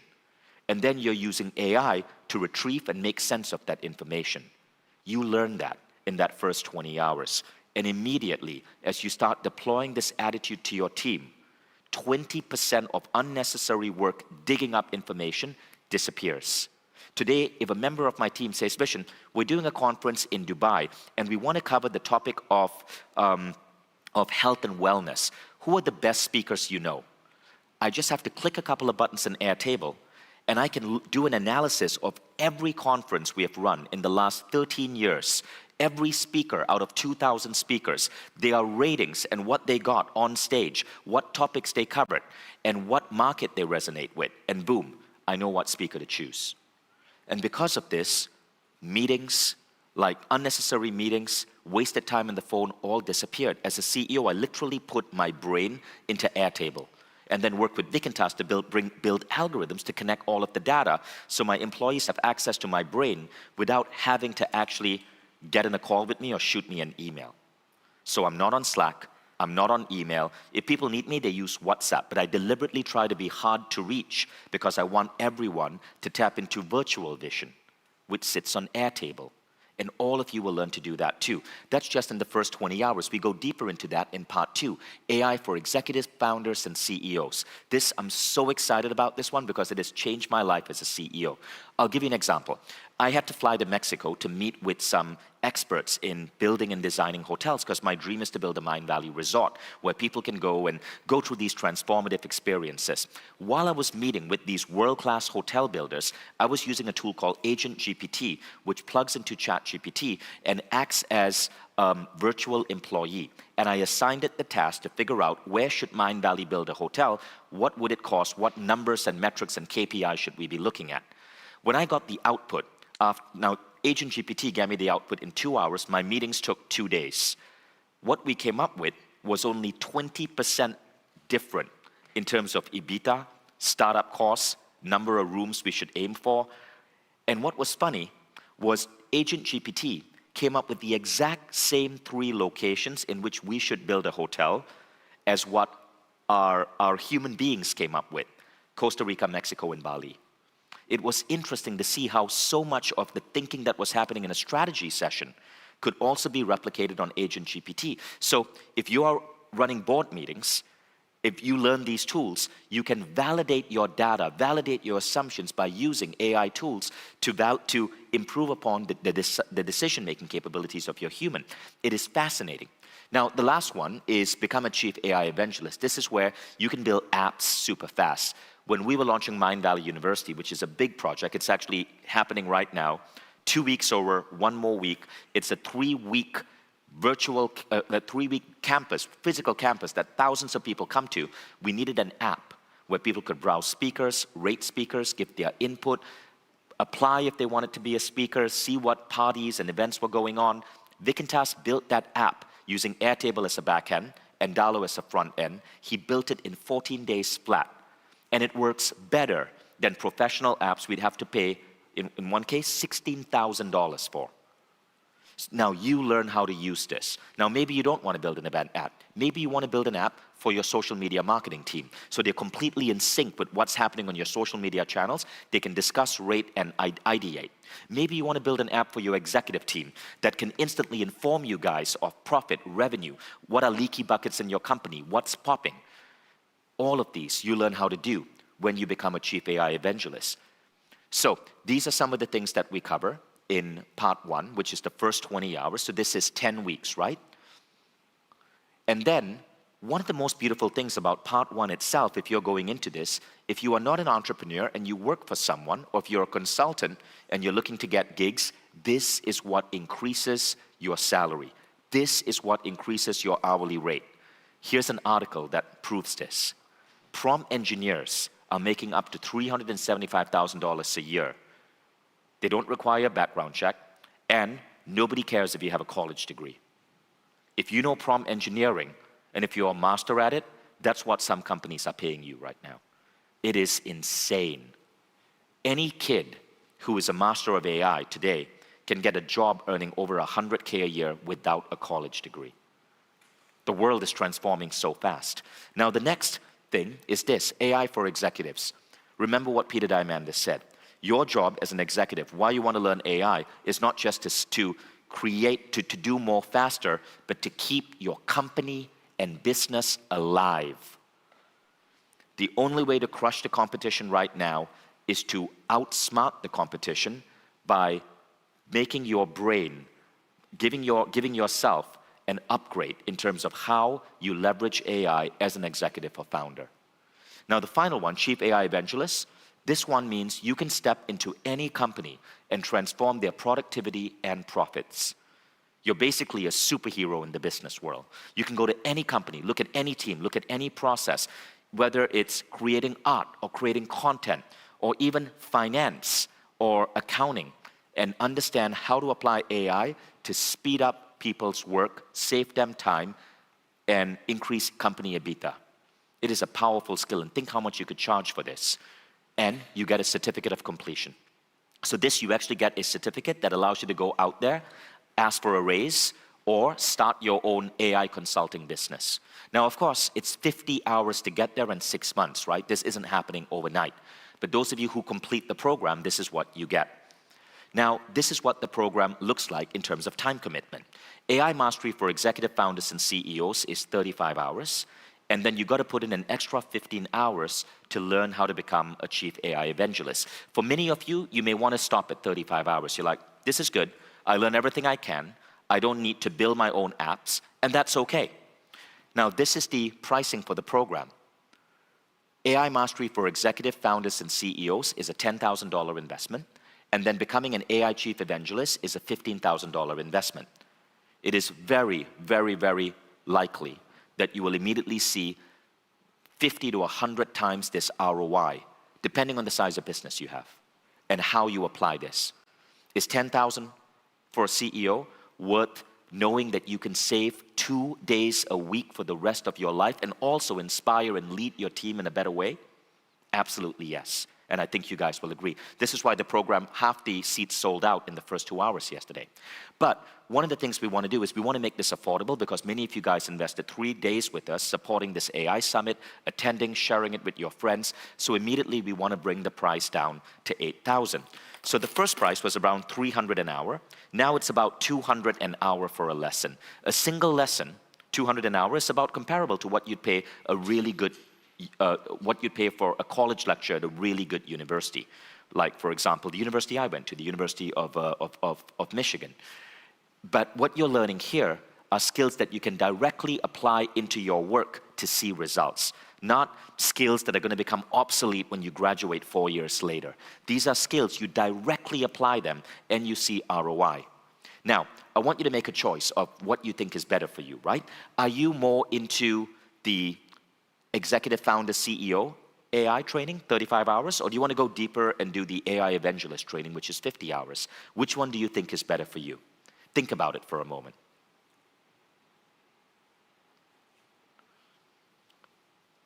Now, the good news is, to make it easy for you, what we're going to do is we're just going to make it super simple by giving you a buy one, get two option. You invest in any pathway, you get the other one free. Okay, so you don't have to choose whether you want to do the executive path or the Chief AI Evangelist path. Just take the lower price path, we'll give you the other one free. So what this means is, invest in AI for execs, CEOs, and founders for $10K. You'll get the $15K Chief AI Evangelist program included at no extra cost. You don't have to complete it if you don't want to. You can just do the 35 hours, but if you want to, that extra 15 hours, we'll just roll it up. This makes it super simple for you to decide. So I hope you guys appreciate this. And the other thing we'll do is, as a thank you for being part of our founding batch, we will give you guys an extra discount. So $7,999 is what it would take for you guys to get started. So I'm sure now you can see this is such incredible value for money. 6 months to becoming a Chief AI Evangelist, $7,999. And we're also going to offer a couple of bonuses. So for those of you who are in awkward time zones or miss a meeting, you'll get the recordings available for up to 1 year on your Mindvalley app. The second thing, and this is really cool, is you will get action guides. So we will literally give you PDFs, Google Slides, action guides, where after you learn stuff, you have a roadmap to follow. So for example, this would be an action guide for my presentation yesterday on how to create stunning images with ChatGPT plus Midjourney. You can see how detailed it is. This is just one page of a 20-page action guide. But we'll get these guides to you so that it's super easy for you guys to get this out into your workplace and into your company. So this just will allow you to accelerate the speed at which you adopt AI. And finally, if you want a payment plan, we'll make that available as well. It's a little bit more expensive if you take a payment plan, but it's $1,500 a month for 6 months. So this offer is available because we're giving such a huge discount. It's a 2-for-1 special. This offer is available for the next 500 users only. We announced it yesterday at the end of the event, and 270 spots were filled in the first 2 hours. And today we have approximately 12,000 people tuning in live online. So we expect that this thing will be sold out today or tomorrow. So if you guys are interested in joining, then you should simply apply right now. Okay? So while I keep this up there, I will take some questions from the audience, and if we have someone reading out the Zoom comments, we could take some questions from Zoom as well. And I hope you guys sign up, and I can't wait to see you in the batch of 500. Remember, the special offer, the special pricing and discount is only for the first 500, because we appreciate you guys as being part of our founding members. We know that not everything might be perfect. There might be a glitch with a Zoom call. An action guide might have a spelling error. This is normal when you first launch a curriculum. We ask for your patience there, but we want to give you a discount as a founding member. So thank you for that. And this applies for the first 500. Questions? Raise your hand if you have a question. Yes, this gentleman over here. Thank you. You can hear me? Yeah. I have a question because we were dabbling around in our company as well with this idea. And it seems like, as we are located in Europe, that every good idea was basically torpedoed by the GDPR, that we couldn't use actually the data to make those ideas work. Is this being touched on in this course as well? Well, actually, more than half our lecturers are located in Europe. Everything we do is GDPR compliant. We work with a really amazing GDPR compliance firm. We have an in-house legal department. And so that is not going to be an issue. Cool. Thank you. Yeah. Next question. And if there's someone who can read out the questions from Zoom, that might be useful too. Yes, right over here. Yeah. Thank you. I'm curious, a lot of my time is focused either on creating cash flow or client delivery. Right. And I understand it takes time to make time. Right. And so I'm curious, during your transition period, how did you balance your day-to-day and quarter-to-quarter responsibilities with planning for the future like this? Oh, so one of the things I do, I remember reading a really brilliant book called 4 Disciplines of Execution. And the book is how to be super disciplined at getting things done. And it talks about these 4 principles that effective managers and leaders do. And one of the principles was really interesting. You must make non-negotiable time 2 hours a week to learn and grow. And that time is non-negotiable. As busy as your week gets, you cannot eat into your 2 hours time where you invest in becoming better at your job. So even if you're in customer support, you make 2 hours a week to study how to speed up and improve the quality of your customer support, how to reduce time to first response, how to better communicate with customers. And even if you're having a deluge of customer support tickets, you make those customers wait, and you don't eat into your study time. If you consistently do this, you grow so fast, you become so good at what you do, that you start reducing the time it takes to get anything done. So when I was an entrepreneur and I was building my first website, I invested 2 hours a week to learn PHP programming. So I could rapidly innovate, test my website. And by having this philosophy, non-negotiable study time, it's allowed me to innovate really fast in every field I'm in. But again, the idea comes from the brilliant book, 4 Disciplines of Execution. And that's also why you notice we say this AI program is 2 hours a week. Because 2 hours a week, anyone can do that. Next question. Raise your hand.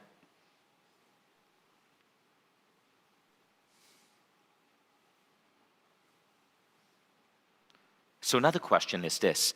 How might I share this with my employees? Well, the action guides are designed to make it easy. If you're a CEO or founder, you could share those action guides with your employees. We are also going to, later on we'll announce, we don't have that ready yet, but we'll announce for teams, people who want to bring their entire company into this program, we're going to announce a way that can happen. It happens at a company level, and you guys would basically send our head of business, Ms. Sag, to simply get on a phone call with you, and he can explain that to you and your company. Okay? So that one we're going to be taking care of, but we'll talk about that maybe in a week or so as we start putting the pieces of the program together. Next question, that lady in the white top. Hi, Vishen. Is there going to be any kind of like community or group for all the students to connect? Absolutely, interact? yes. So when Mindvalley is designing a program, there are 5 pillars of transformation that we put in, right? And some of these pillars are very relevant for the AI program. And one of the pillars, if you want to create an effective program, is community. The concept is called social discourse, getting the students to be able to share with each other. So we will have our own community platform ready around September 15. The program starts August 16, but around September 15, we'll launch the community platform. The first month, we'll just be connected on WhatsApp, and that's when people will be able to share their case studies, their output, their ideas with each other, so that all of us in our AI community can elevate each other and grow.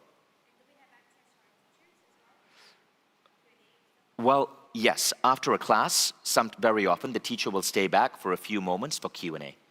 Okay, but again, it depends on the teacher. Some of our teachers are really major AI pioneers. Naveen Jain, for example, right? I don't know if we can get a Q&A with Naveen. Maybe he can, maybe he can't. But a guy like him, their time is worth a crazy amount per hour. And so it really depends on the teacher. We can't always promise it, but what we promise is the 50 hours. Okay, so if that's, we'll wrap up our presentation here. Give yourselves a big round of applause for attending Mindvalley AI Summit. It's been a really fun 3 days. I'm excited to go through this training myself because I know I'm going to learn so much from some of the AI pioneers that we have here. Thank you guys. Can't wait to see you all in the program. And for all of you who are tuning in on Zoom, thank you for making time, for showing up. I know it's a Sunday. So much appreciation to all of you. Take care, and I'll see you in the program.